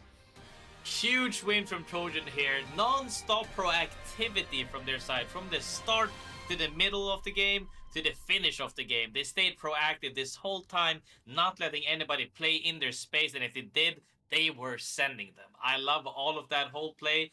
Not only did we get to see a showcase of Atenum's Kraber twice, also with the Eva, we got to see the cohesiveness of the team with the space taking of the Remix Powers Caustic, with the scans holding it down. Like, the whole team cohesiveness on point. They all played very solidly. And I think they should be very proud of them. If they can keep this form up this whole time, Pro League looking pretty close around the corner. It certainly is. You know what's funny is that we got to see so many good things about Trojan. We also got to see a little bit of personality, you know? They get a little greedy on the gravity cannon. They go for kills, and while they do clinch it, we get to see them experimenting, trying new, honestly, kind of silly things and letting it work, because they very much earned their position to even be in contention for the top spot. And then the way that they navigated these end zones, honestly, I think really impressive, looked really cool. This whole day has been amazing because as much as we speak about Trojan and they, I believe they are taking it all home. All the teams have had showcases. Even the teams on the lower end, if we see Rejuvenated at the beginning of the tournament, we looked at them and wow, they played that contest perfectly fine. Other teams have been showing up as well. OR9 was punishing in that Stormpoint game.